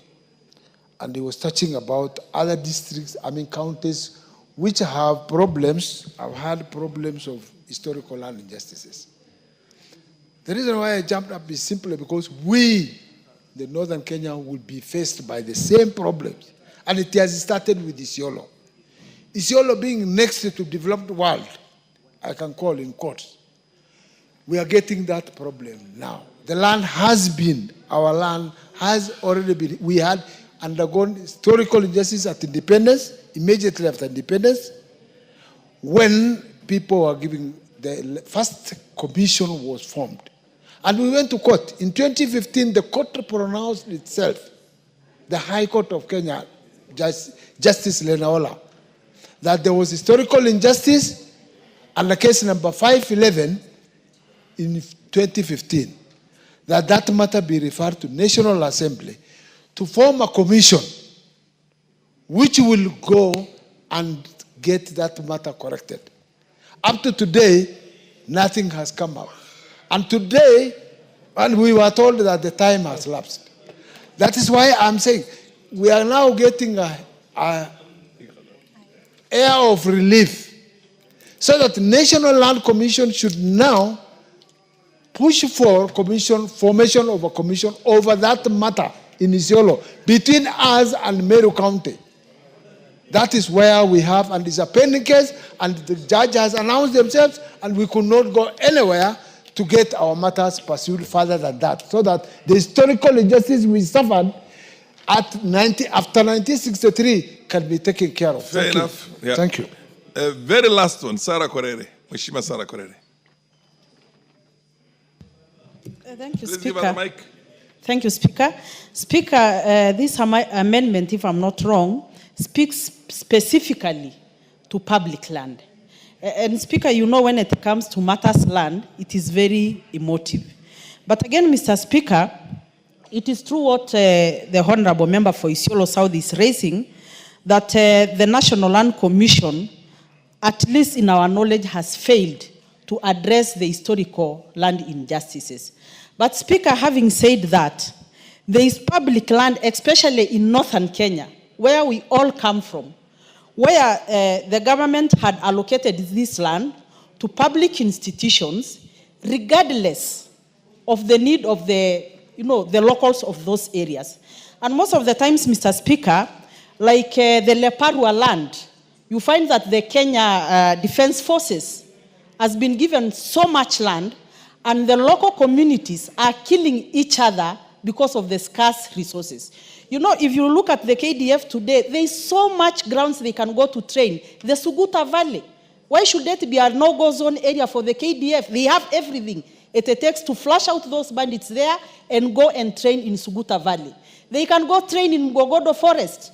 You know, the bandits have taken over Mgogodo Forest. So this amendment is very important, and the local communities. You know, Mr. Speaker, sir, if you look at Rumuruti today, there is so much public land in Rumuruti which the county government is using to dish out to their friends in Nairobi, in wherever, and the local communities who are there are still landless. So, Mr. Speaker, sir, I think this amendment will come in time, and the incoming National Lands Commission must do better than their predecessors. Thank you, Mr. Speaker.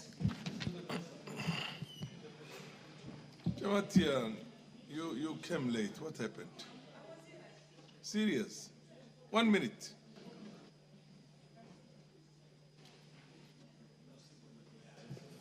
Thank you so much, Mr. Speaker. I also want to add my comments on this, that if you look at largely pastoralist land, it is always equated to public land, and it's many times underutilized.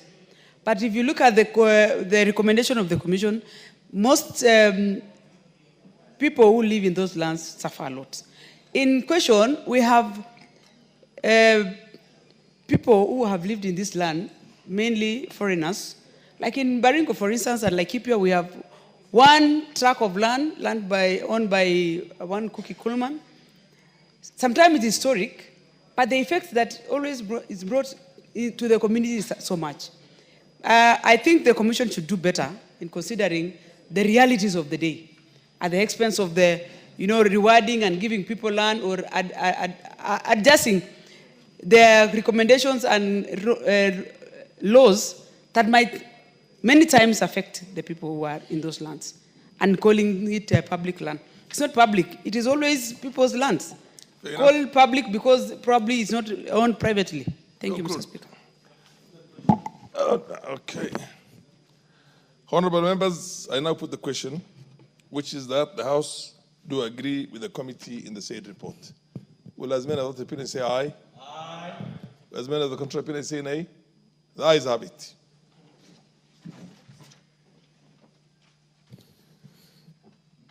Next order. Who is on a point of order?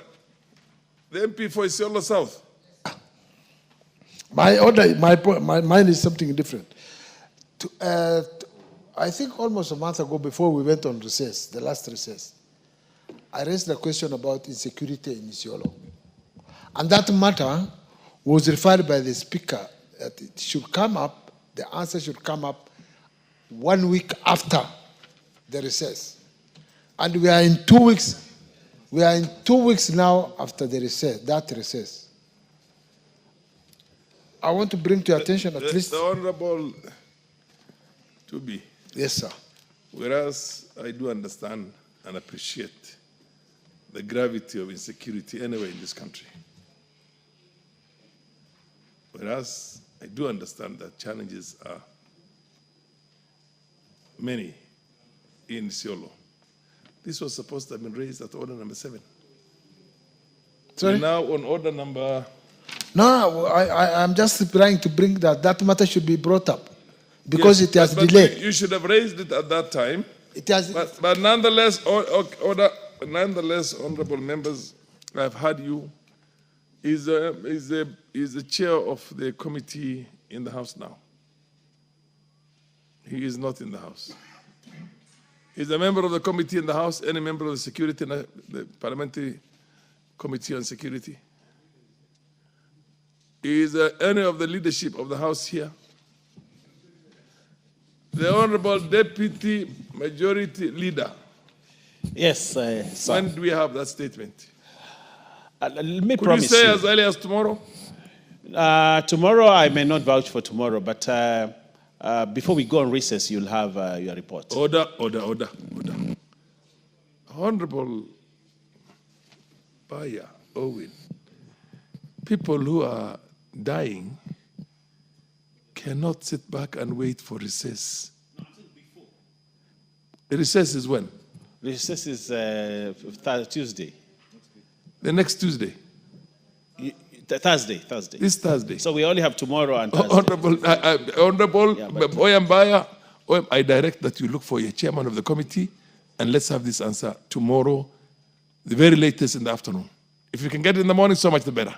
Much obliged, my Speaker. Thank you. Next order.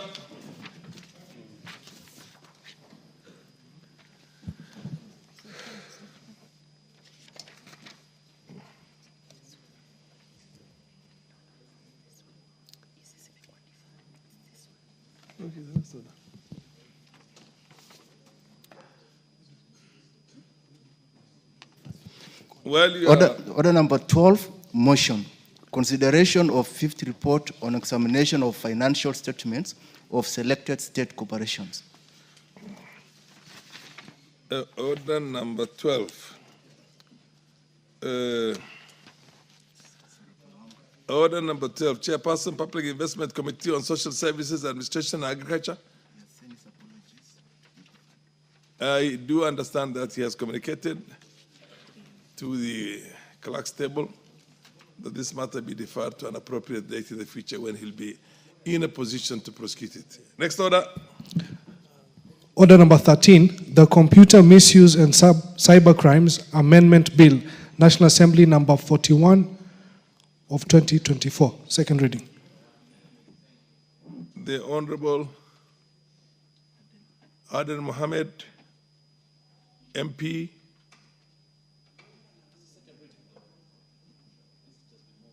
It's been moved, yeah? It's not been moved. It's not been moved for second reading. That's in the information I have. This has to be deferred also to an appropriate date when the Honorable Aden Mohammed will be in a position to move this second reading. Before I go to the next order, order number 14, I want to recognize the very important guests we have. I want to recognize the presence in the public gallery of students from, is this Uchweni?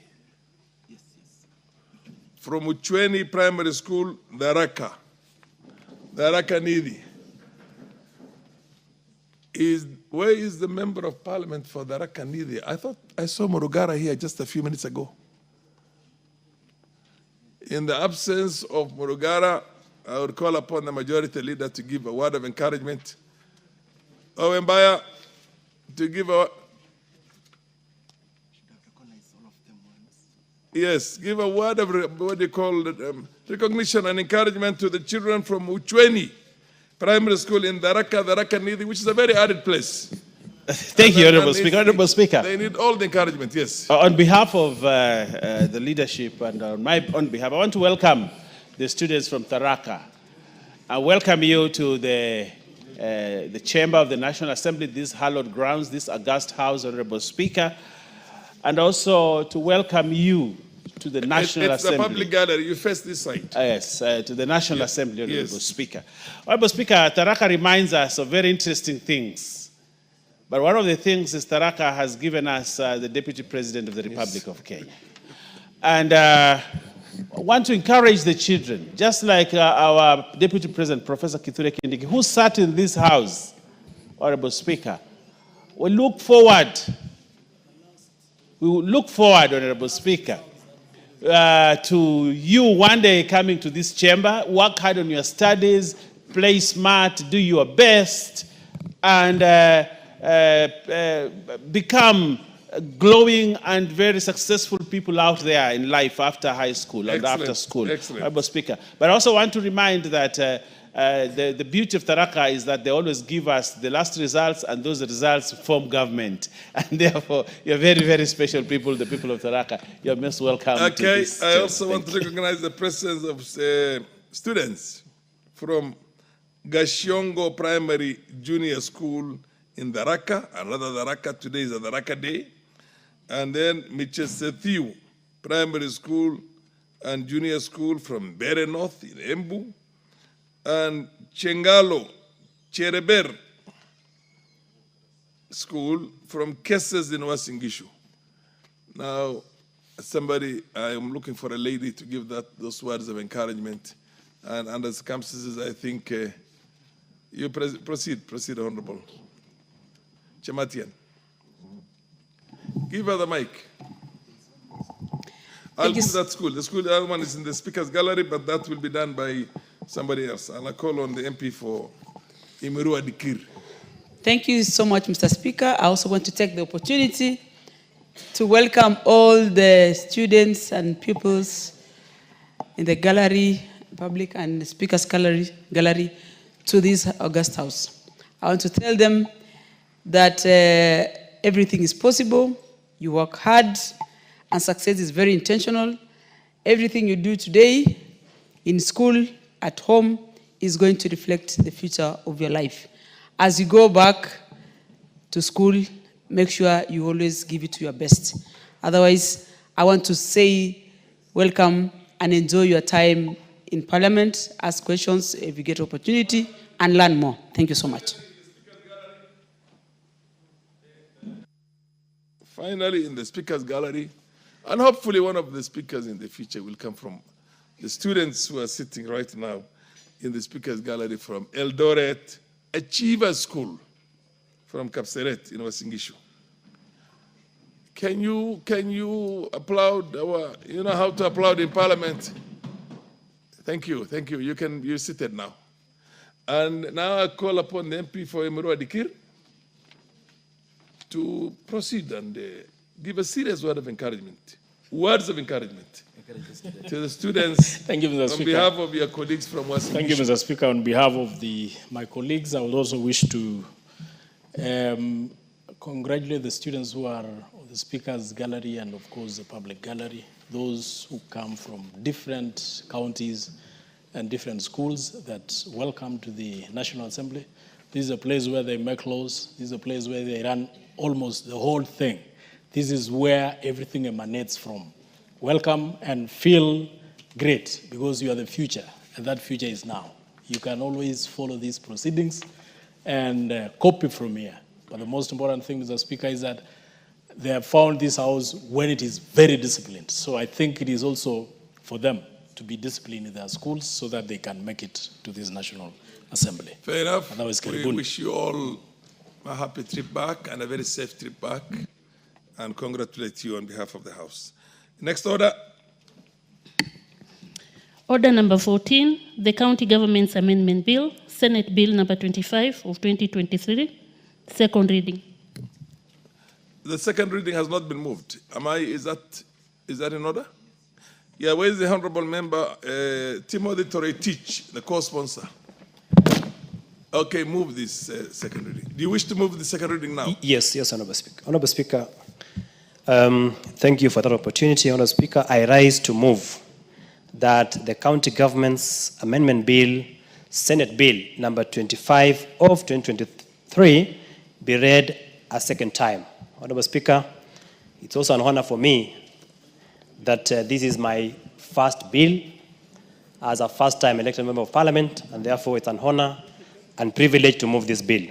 Honorable Speaker, the bill was read. Honorable Speaker, I am a co-sponsor of this bill, having been sponsored by my friend, the Senator for Nandi, Honorable Samson Cherargei, and therefore, Honorable Speaker, I am a co-sponsor of this particular bill.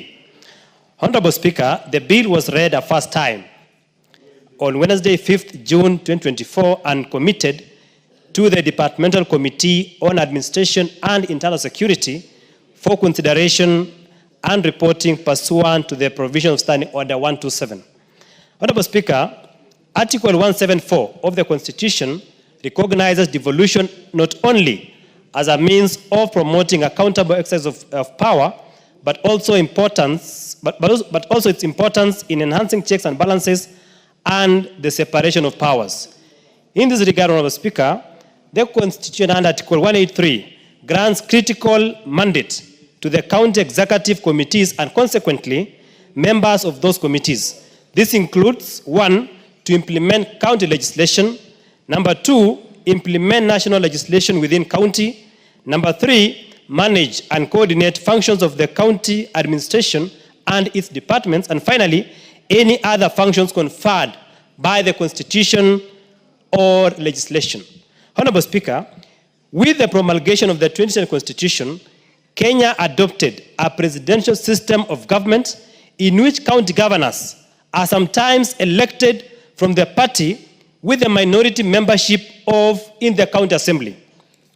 The members of the county executive committee are appointed by the governor. Where a county assembly consists of members from the majority party and a governor from the party with a minority membership, the county executive committee members are often forced into acceding to the demands of the county assembly, thus hampering service delivery by the county executive.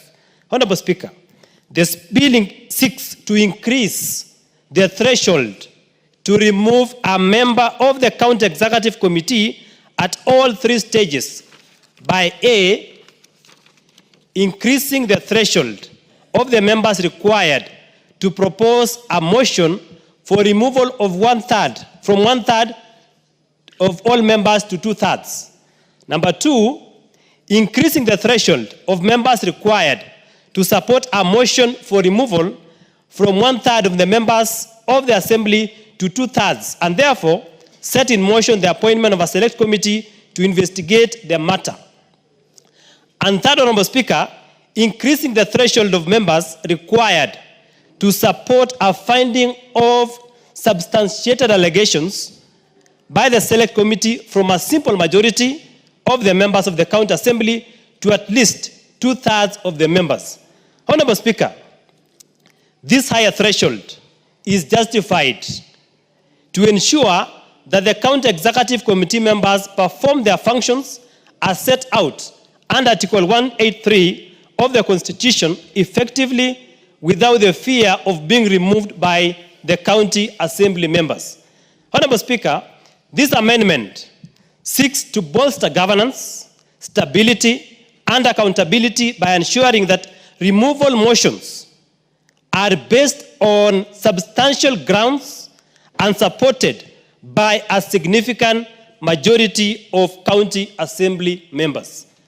Honorable Speaker, under Article 10 of our Constitution, it establishes national values, including good governance, integrity, transparency, and accountability. Article 185 grants legislative authority to county assemblies, allowing them to oversee county executive committees. Article 174 emphasizes accountable public power at the county level, supporting democratic governance and protecting marginalized groups. Honorable Speaker, further, Section 40 of the County Governments Act, which we are now proposing to amend, details the removal process for county executive committee members. Currently, Honorable Speaker, 1/3 is only needed to initiate and advance removal motions, which the bill proposes to increase to 2/3. I will explain later, Honorable Speaker, the reason as to why. Honorable Speaker, one is by increasing, we shall ensure there's accountability and prevent frivolous and vexatious motions. In what manner, Honorable Speaker? One, raising the threshold from 1/3 to 2/3 ensures that removal motions are grounded on serious, substantiated reasons, preventing frivolous or politically motivated actions. This also aligns to Article 47, which guarantees fair administrative action that is lawful, reasonable, and procedurally fair. Honorable Speaker, the current law threshold of 1/3 undermines due process as outlined in Article 47 of the Constitution by allowing motions with insufficient backing, leading to potential unjust removals driven by personal or political motives. Article 236, Honorable Speaker, of our Constitution protects public officers from dismissal without due process. A higher threshold mitigates political pressures and upholds the right to fair administrative action aligning with constitutional principles. Honorable Speaker, if you compare what we are proposing with what we currently have, the national standards, the bill's proposed threshold is consistent with the removal process of cabinet secretaries under Article 152, which requires 1/4 of National Assembly members to initiate and a majority to remove. This consistency ensures rigorous standards for both national and county governments. Honorable Speaker, but given the localized and politically charged nature of county assemblies, a higher threshold is justified to prevent manipulation. Honorable Speaker, I want to cite a case example from one of the county assemblies in this country. That is, I want to give an example of Elgeyo Marakwet County Assembly, Honorable Speaker, which has 30 members of County Assembly, MCS. Under the current law, which is a third, only 10 members out of the 30 are needed to propose a motion, and a simple majority of 16 is needed to pass it. Honorable Speaker, with the proposed amendment of 2/3, it will therefore mean that for that county assembly to remove that governor or to initiate the process of removal, 20 MCAs will be required to propose and pass the motion, and this ensures broader consensus and reduces the risk of politically motivated removals. Honorable Speaker, I have given an example of a county X, which has 30 MCAs. What the current law says is you only need a third to initiate the process. A third of 30, Honorable Speaker, is 10. What I'm proposing, so that we avoid manipulation of governors, we increase to 2/3, which in that county X becomes now 20 instead of 10. Honorable Speaker, someone has given an argument that, but the national law, our constitution in terms of removal of a CS is 1/4. Honorable Speaker, the argument is the National Assembly has 349 members and therefore will require a larger support base for similar motions, mitigating local political pressures.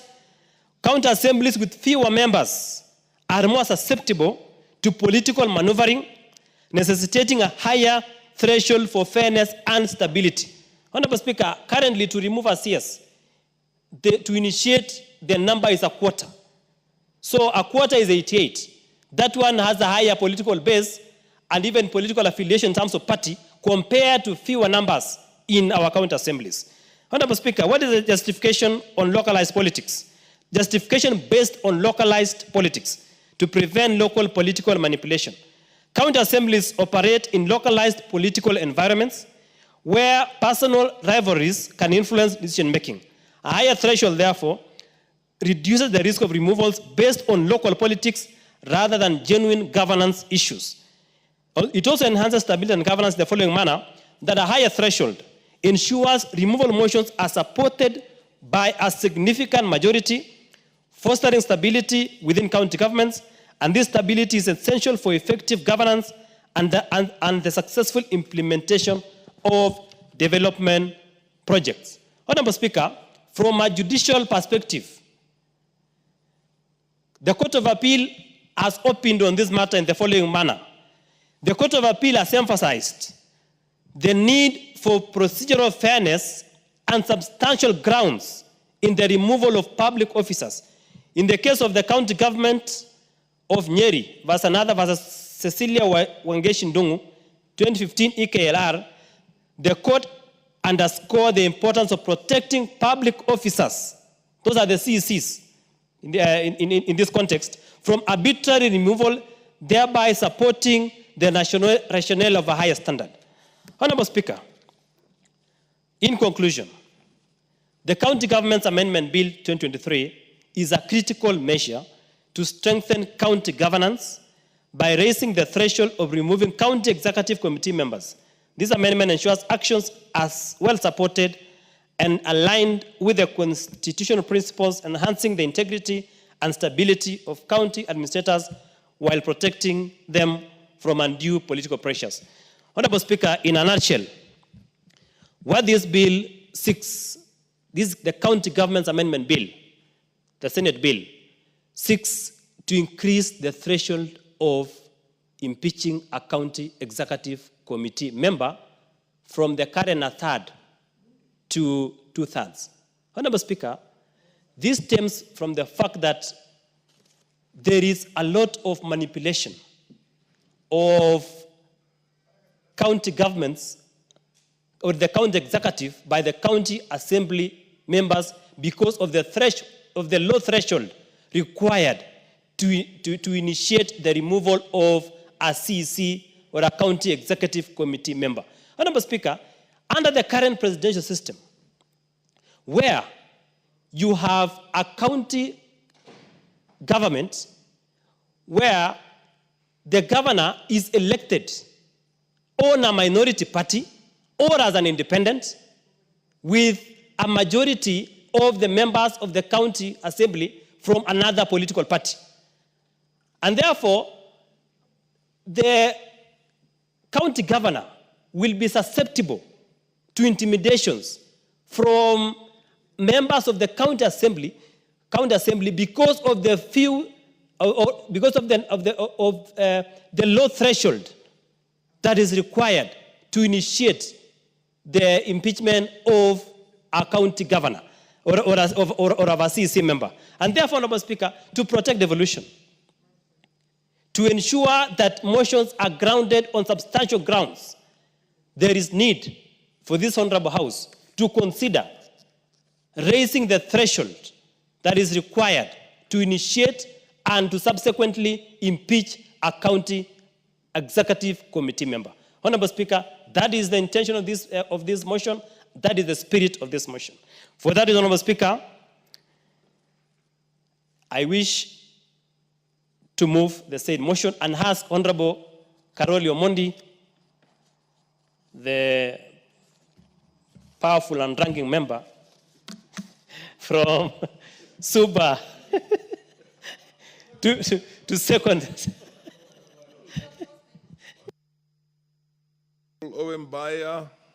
Well, I have high regards to Honorable Karoli Omondi. High regards. He's a good legislator. He makes good law. He sits in the chamber. Does a good job. And the peace people elected well. But he does not qualify. He does not qualify. As what? For the title of high ranking member. That title cannot, many titles may befit him, but the title of ranking member does not in any way, any instance, at any time in this 13th parliament, cannot be given to him. So I would like that, Honorable Toricic, kindly to withdraw. No, it's okay, he doesn't have to. Withdraw that title. Order. That title can... I do understand he wishes him that title, so don't withdraw a wish, don't withdraw a prayer. What's the point of information? Do you wish to be informed? Yes. Does Oyemba wish to be informed? Please accept to be informed. Honorable Speaker, I think I need to bring this to the attention of the Deputy Majority Leader. Yes. That the member here is a potential ranking member. These are few members of parliament that are working diligently at their constituencies. Yes. So the member knows for sure that this member is going to be a ranking member in the next less than 2 years, Honorable Speaker. So therefore, Honorable Speaker, the title is... Order ranking is based on experience in parliament, not on ability. Anyway, Karoli, can you proceed and second? Thank you, Right Honorable Speaker. Thank you, Honorable Toroi and Honorable Owen Bayer for wishing me well. I hope I'll get there. Honorable Speaker, I rise to support this proposed amendment the sponsor has very eloquently and elaborately explained the background of the bill and the reasons for it. So I will not go into a lot of detail, but just to say that we have two systems of holding public office, either as an elected member or as an appointed member. And the systems come with different processes for removal. But even for those who are elected, the grounds for removal come with different processes. And I think there are reasons for this. One of which is that the will of the people must be respected at all times. Because if you want to impeach a president or a governor, you are basically overturning the will of the people. And that would, by itself, require a very high threshold, because they've been elected directly by the people. But if it is somebody who has been appointed like a CS, you will find that the threshold is lower, because the will of the people. The Honorable Kipchumba, I hope you are listening to your seconder. Yes. You should be taking notes if I were you. He is mentioning very serious issues on your own motion or your own on your own amendment. So please listen. Proceed. Thank you, Honorable Speaker. Secondly, under our Constitution, we can be elected as members of a political party or as an independent candidates. Yet, if you get into office as a governor, as an independent candidate, or if your party happens to be the minority party within your county assembly, you are most likely exposed to extortion, manipulation, from what we have seen. And it is important that we give some protection to governors who, by the will of the people, are elected to office, either as independents or as members of minority parties. So to avoid issues of abuse of power by those in charge.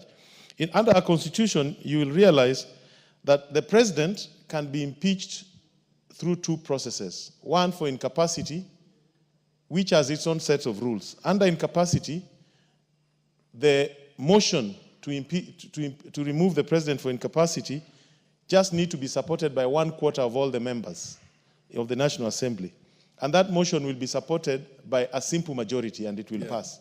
Yet, when it is impeachment, the motion should be supported by 1/3 of the members at initiation, and for its approval, 2/3 of the members, both at Senate and the National Assembly, have to approve it. So it is a higher threshold. Yet, this protection is not extended to the governors. And I think we should also give the governors the protection that at the moment of impeachment, at least 2/3 of the members should approve their impeachment, just like it happens with the president. Because both the governor and the president enjoy universal suffrage. They've been elected directly by the people to their offices. So that I fully support. If you look at our Constitution, removing a CS to initiate a motion against a CS because they are appointed and not elected is just 1/4 of the members, and it is by simple majority. Yet we are also applying the same standard to elected governors, which I think would be a very low threshold to allow simple majority of the MCAs to impeach a governor. We should give the same protection to governors as we give the president, so that those who happen to have been elected either as independents or as members of a minority party enjoy the same protection under the Constitution. I support, Right Honorable Speaker. Thank you. You support with amendments? Yes. You seconded with amendments? I second. With amendments. Absolutely. Now propose the question. Honorable members, I now propose the question that the County Government's Amendment Bill, Senate Bill number 25 of 2023, be now read a second time.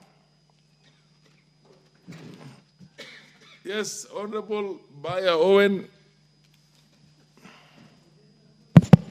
Honorable Speaker, thank you for giving me this opportunity to support my friend Teretich. I think this is one of those fasts where I actually stand to support Teretich. You know, he's a very nice member of parliament, sometimes very controversial. But on this one, I support him. This one, I support him. Honorable Speaker, for devolution to be properly anchored in this country, we must bring stability in the offices. What we have, Honorable Speaker, is that certain counties have been very unstable, destabilized, Honorable Speaker, because of certain things, certain political undertones that want to ruin the devolution that we set up in the Constitution. Honorable Speaker, I have case in mind. When Professor Kivutha Kibwana was governor of Makueni, we had the first attempt at dissolution of a county assembly. because of infighting within the county assembly, which were actually baseless, apart from just interests of particular people. But because the threshold to move a motion as such was low, the people of Makueni almost lost the good professor as governor. But when he was given opportunity to serve his full term, we saw what Professor Kivutha Kibwana did in Makueni. But imagine, Honorable Speaker, if Professor Kibwana had not taken the bold step to request for the dissolution of the county assembly, we would have lost him to just mandarins of impunity who were running around to want Professor to bend to their side. But Professor stood by his principle. Honorable Speaker, right now we have a case in Kericho where the members of county assembly are hell-bent to remove the governor, whether he has issues or not. But because of the provisions of statute that the threshold is low, it is actually possible for them to remove the governor of Kericho. Honorable Speaker, we have seen CECs being removed in this country, in the counties, the county executive committee, not because of mistakes, not because they are incompetent, not because they have broken law, but just because they've not been able to speak well to members of the county assembly, Honorable Speaker. We have seen, Honorable Speaker, that deputy governors, we saw the case of Siaya, where a very able and good man, the deputy governor was there, was being threatened just because he differs on personal issues with the governor there, almost being removed. Why? Because the threshold is lower. Honorable Speaker, I support that the threshold be increased when moving the motion, Honorable Speaker, and seeking leave from the House to initiate the motion for an impeachment, Honorable. That threshold should be higher. It should be 2/3 and not 1/3, Honorable Speaker. And I support that, Honorable Speaker, so that we do not have a situation where a county executive committee member sits on his chair to please members of the county assembly, because if he doesn't please them, even including breaking the law, he will be removed, Honorable Speaker. We want stability. We want devolution to work. We want county executives to work without fear that they will be removed, not by virtue of mistakes, incompetence, or breaking the law or abuse of office, Honorable Speaker, but just because they do not agree with members of the county assembly. Just because members of county assembly asked for a favor and that favor was denied, and therefore that member is threatened with impeachment because of no other reason, just because they have differed, Honorable Speaker. I support to move the threshold, Honorable Speaker, from 1/3 to 2/3 for members of the county assembly, the members of the county executive. Honorable Speaker, the issues of governance. If you have a county assembly, Honorable Speaker, with 20 members of assembly, for example, I think Lamu has that number, okay?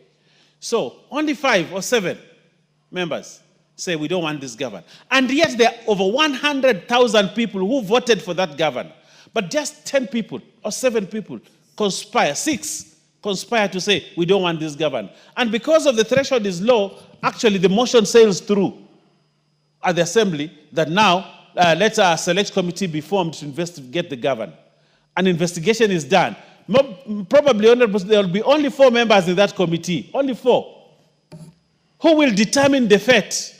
And then, Honorable Speaker, it comes to the assembly and we lose a governor who was elected. We saw the case of Kiambu, Honorable Speaker. During Waititu's, Kiambu has over 1-point-something million people. But just a few members of county assembly kicked him out, Honorable Speaker.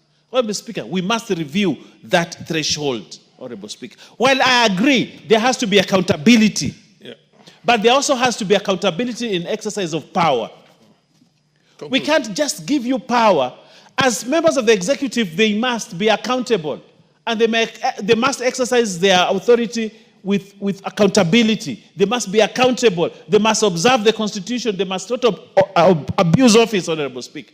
But those people who are bringing in checks and balances on their side, there must also be accountability in terms of members of county assembly, members of the National Assembly, and other body that has mandate to impeach There must be accountability. You just can't wake up one day and say, I don't like this guy, just because of that, I want him removed from office, Honorable Speaker. And that is why we make a strong case, Honorable Speaker, to increase the threshold. And I support, Honorable Speaker, if we increase the threshold to remove a member of the county executive, Honorable Speaker, at all three stages, we must agree to increase all three stages: initiation, select committee, Honorable Speaker, and again at the voting, Honorable Speaker, to remove a county executive. But more important, Honorable Speaker, look at a governor who has campaigned, spent resources, spent people's time to have meetings. That is a resource, Honorable Speaker. And he comes to power. But just one person, 2, 3, 4, 5 people in the county decide, we don't want this governor. We saw the case, is it a Siolo or where in Northern Kenya, Honorable Speaker, the other day, where we saw, just suckers. County Assembly Speaker has gone into hiding, this and this, eventually governor is removed, then he comes to the Senate. Honorable Speaker, Senate has other issues to deal with, not every time, Honorable Speaker, discussing impeachment. We must allow Senate to do their job, Honorable Speaker. So, Honorable Speaker, I want to support this motion, and it is high time to bring stability. And I want to tell members of this august house, they will also become governors one day. Probably Honorable Mwashako, God bless him, he's a good man. Probably the people of Taita Taveta will want him to be their governor. Okay. Then he becomes governor of Taita Taveta. And then the following day, out of only 10 people, only 10, they decide we do not want him, and they throw him out. Honorable Speaker, look at that. Look at that, Honorable Speaker. We can't afford that. What I vouch for, Honorable Speaker, is stability in the county government. If there's stability in the county governments, governors will work without being distracted, CECs will work without being distracted, and we will see better fruits of devolution, Honorable Speaker. For that, I support this motion, and it is time we pass it as fast as possible, Honorable Speaker, so that we have consensus on bringing stability, Honorable Speaker. I thank you, Honorable Speaker. Chematian. Once again, thank you, Mr. Speaker, for giving me this opportunity to add my words on this very important bill. And I want to thank my colleague, Honorable Toroitich. Honorable Baya has said that he's a bit controversial. I think he is one of the most liberal minds we have in this floor of this parliament. Mr. Speaker, going through this amendments bill of 2023, I also want to take the opportunity and add my voice by saying that the draft of the Constitution gave us a lot of gap, specifically on county governments. We are doing almost 20 years down, and we have lost most of the gains as much as progress in most of the counties of Kenya today. If you go to my county, for instance, in Baringo, if people are to be given another opportunity, they would probably want to vote out the county government, not only MCS. But because we decided through the Constitution 2010 that we are going to give this country a fragmented county government that mirrors national government. This means that we have taken all the resources and spread it so thin that we are not able to make things work. And now this has bred a lot of contentious issues. We are not able to fully put proper laws that are able to govern and give integrity that deserves. Mr. Speaker, someone said, you can do all the laws, but you can never legislate integrity and emotions. These are human beings. But as much as we want the progress, this amendment bill is going to give us opportunity to recorrect most of the injustices that we've done so far in most of the counties, assemblies in Kenya. The biggest problem we have is the voters' integrity. By voting a governor, for instance, and voting MCS, most of the people who have issues and who are always removed even from the MCAs, are many times they're listed, nominated. And you will find that women are always victims of this, because they are mainly nominated, and it is easily to remove them because it is office or party officers that give them their, nominates them, and sometimes it's easy to remove. But this bill is going to help us move forward and make counties functional.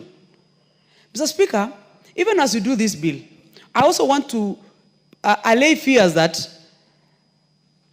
if we don't put proper checks and balances, as much as the threshold is good for us to give up to 20 or 2/3 for any removal or any impeachment to be done in the county assemblies, we also need to put proper laws that also help the people of every county to be able to get the services and the proper leadership and governance that they deserve.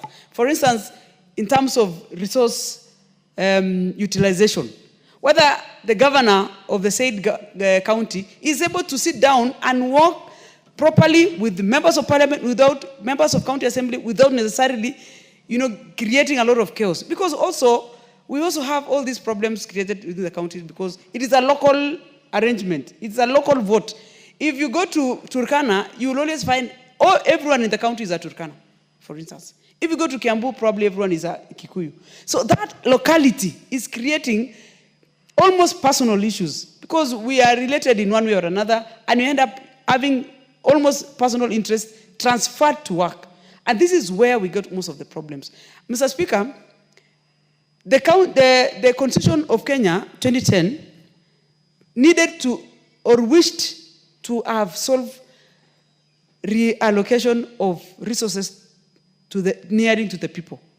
But as it goes down, we are seeing that we are almost looking at devolving vices like corruption, nepotism, which contributes to this factor.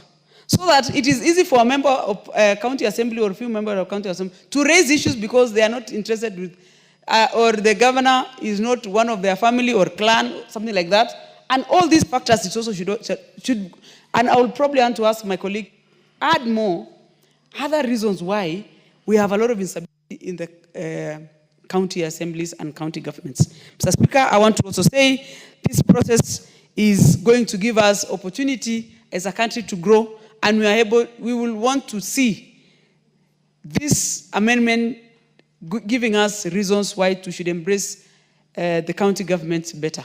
And for that reason, Mr. Speaker, I want to say I am fully support my colleague so that we have a better Kenya for all of us tomorrow. Thank you, Mr. Speaker.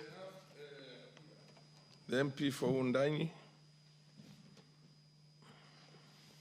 Thank you, Honorable Speaker, for giving me this opportunity to add my voice on this important bill, the County Government Amendment Bill, Senate Bill number 23, Senate Bill number 25 of 2023. Honorable Speaker, I want to commend the mover of this Senate bill in the National Assembly for, boldly giving in details of what the bill is all about. Honorable Speaker, this bill is quite straightforward, but I want to say that our devolution in this country is a very important aspect of our democracy, and therefore we must hold it with a lot of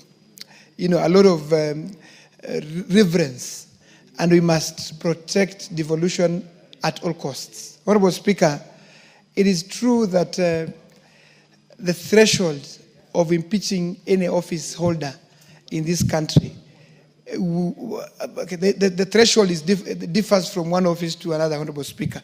We know, of course, the impeachment of a president when it comes to the National Assembly requires a 2/3 majority. We also know that for us to initiate such kind of an impeachment, we require, a third of us to have signed that petition, Honorable Speaker. Honorable Speaker, we also know to impeach a governor in a county assembly requires just a simple majority, and the case then is referred to the Senate. And to impeach a CEC, Honorable Speaker, as it is provided in our county government laws, is that it requires only, a third of the members of a county assembly to impeach a CEC, Honorable Speaker. Indeed, this law that we are discussing today, Honorable Speaker, this bill, it is to increase the threshold of impeaching a county executive member, a CEC member, Honorable Speaker. A CEC, Honorable Speaker, is on the same standing with a CS when it comes to the national government, Honorable Speaker. And therefore, that it requires a higher threshold to impeach a CS here in the National Assembly. We would want that to be matched at the county assembly, where you are impeaching if there are reasons enough, there are justifications enough to impeach a CEC, Honorable Speaker. What we know, Honorable Speaker, we live in this country. There are many impeachment motions for governors, for CECs, for deputy governors that have been initiated without due process, without having, having justification, Honorable Speaker. And therefore, Honorable Speaker, we understand also there is a lot of witch hunt that happens in this country, Honorable Speaker. Sometimes we may differ with the governor, and maybe because the governor appears to be, appears to be strong and to have a big political following, you'd target to rock the boat by trying to impeach a CEC, Honorable Speaker. And many CECs are under a lot of threats, to say, in this country, Honorable Speaker, where a CEC crosses the line, gets into a coalition cause with a certain MCA, and then is called or is summoned to the county assembly, and sometimes, the responses that that particular MCA requires do not forthcome, then a CEC is threatened to be impeached, Honorable Speaker. And therefore, because the threshold is too low, it becomes almost a reality if as one MCA can marshal a few of their colleagues, a CEC can be sent home just because of witch hunt, just because of unjustifiable reasons, Honorable Speaker. And therefore, I want to support this bill, Honorable Speaker. Okay. Because it creates an environment that for you to start off an impeachment discussion in a county assembly, you must have, reasons beyond doubt that CEC, that governor, that deputy governor has violated either, the fundamentals of our constitutions, or the constitution, or he has committed, crimes, he has committed issues that are, are beyond what governance is all about, Honorable Speaker. And therefore, Honorable Speaker, I stand to support this bill in the manner that let's protect devolution. Let's also give strength to the institution. A county assembly and a county government, those are formal institutions, Honorable Speaker. For us to grow the institutions of this country, for us to give, trust, public trust, to grow public trust in our institutions, we need to be seen, we need to act, we need to do all that it takes to protect devolution, to protect the formal institutions that our constitution have created, Honorable Speaker. And therefore, Honorable Speaker, I support and say that this is a bill that we need to pass as early as yesterday. Thank you, Speaker. Honorable Krima.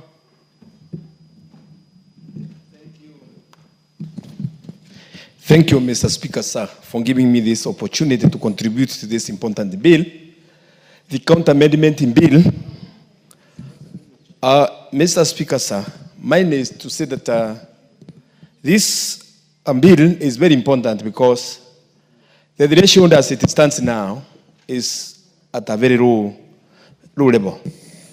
But as it is, when it comes to the second reading, Mr. Speaker, sir, I'm going to propose an amendment very different, a little bit different from what it is now, because I'm going to propose that it should not be 2/3, but half, when it comes to the initial stages of having an impeachment of the governor or a CC. Instead of being 2/3, because if it is 2/3 at the initial stage, and then when they come to impeachment, it's going to be 2/3, to me, it means that initially, the moment it is started, and you acquire 2/3, then it means you are already impeached. It means that the die is already cast, and there will be no reason of why, even if you go ahead, or even if you try to amend, why you are being impeached. I don't know how you can survive again. But you see, the initiators, when they were talking of that, they were thinking that the moment you are threatened with an impeachment, if there is an issue which you are supposed to settle or to address, you can address and have the impeachment be stopped. So the moment now we put it at 2 months, and then it comes to the final bit of impeachment, and then it is 2 months again, then that is already cast. So I'm going to have that idea when it comes to the second reading, that we amend it to be a half instead of 2 months. But Mr. Speaker, sir, further to this amendment, as I contribute, county governments, after devolution, these devolved units have done marvelous. Let's be sincere. They have done so much because the way things used to be before the Constitution of 2010, things were very different when all resources were centralized in the central government. And Mr. Speaker, sir, because I know you also know very well that it depends with your relationship with the central government leadership for one to have development in any place. And by having decentralizing the resources as it is, even though it has its own weaknesses, sincerely things have been done. Because if you go now to rural areas, let's say like in my county, Meru County, you'll find that there is a lot of development, even though it may not be institutional development, but individual development. Those people who have been employed as CCs and other servants of the county, you'll find that there are buildings which are coming up. There is a lot of resources which are being spread in the rural areas. You find that people have big cars, people have developed personally. There is a lot of development compared with how it used to be before. The only problem is that as we developed the developments to the rural areas, Mr. Speaker, sir, we also developed corruption. And this now, what we should check now, rather than just pushing things as an amorphous or in general, we should get away that we can check on corruption, because you'll find that the governor or whoever is in a position in the county government is using either family members or other conduits to spoon public money through tenders, through contracts, and in many other ways, whereby you find, let's say, if you go to maybe Kitengela, Nairobi, some part of Nairobi, or part of Meru, or Nyeri, or any other place, you find big buildings which are rumored on being associated with the governors. But if you compare, and if not the governors, the county secretary or somebody else, and if you compare the kind of salaries they earn, and you follow them, you find that they have no loans in any bank.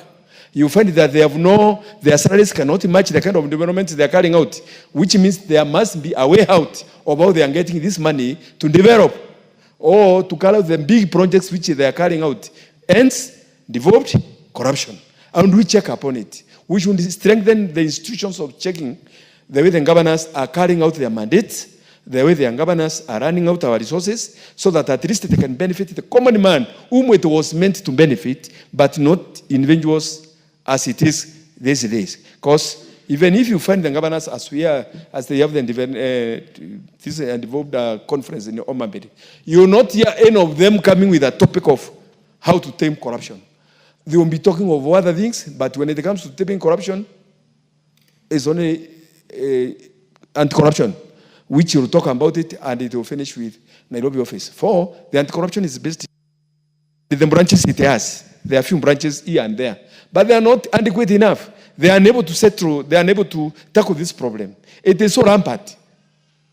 Speaker, it is so rampant in a way that we must get our way out. And unless we do that, Mr. Speaker, sir, we may not assist the common man in the village as it was meant to be. Thank you, Mr. Speaker, for giving me this opportunity. Thank you, sir. I do not see any more interest in this matter. I think I should call upon the mover to reply. Thank you, Honourable Speaker. Honourable Speaker, in reply, I wish to thank all the honourable members who have supported this motion. I wish to thank Honourable Karoli Omondi, Honorable the Deputy Leader Majority, Honorable Wanbaya, Honorable Chamatia, Honorable Moshako, Honorable Kirima for supporting this motion. Honorable Speaker, Honorable Wanbaya has alluded the fact that sometimes controversial. Honorable Speaker, I wish to inform Honorable Baya that recently I encountered the Damascus moment, and therefore you should expunge any controversy from yours truly. Honorable Speaker, in thanking the members, I wish to appreciate the sentiments that I've made that have given more weight to this particular proposed legislation. And Honorable Speaker, there is room to further amend and relook at this particular legislation. Honorable Kirima has given a very important proposal that at the initiation stage, the threshold can be a simple majority, and finally at passing the bill, because currently it is a simple majority to pass the motion to impeach a CEC member. So, Honorable Speaker, it said half. Said 50% of the total. 50%, Honorable Speaker, yeah, I agree. 50%. Yeah, and for him, it was, you can't have 2/3 and then 2/3 again. Yeah, absolutely. You know what I mean? Absolutely. And again, his position was that also because of the rampant corruption. Absolutely. Don't make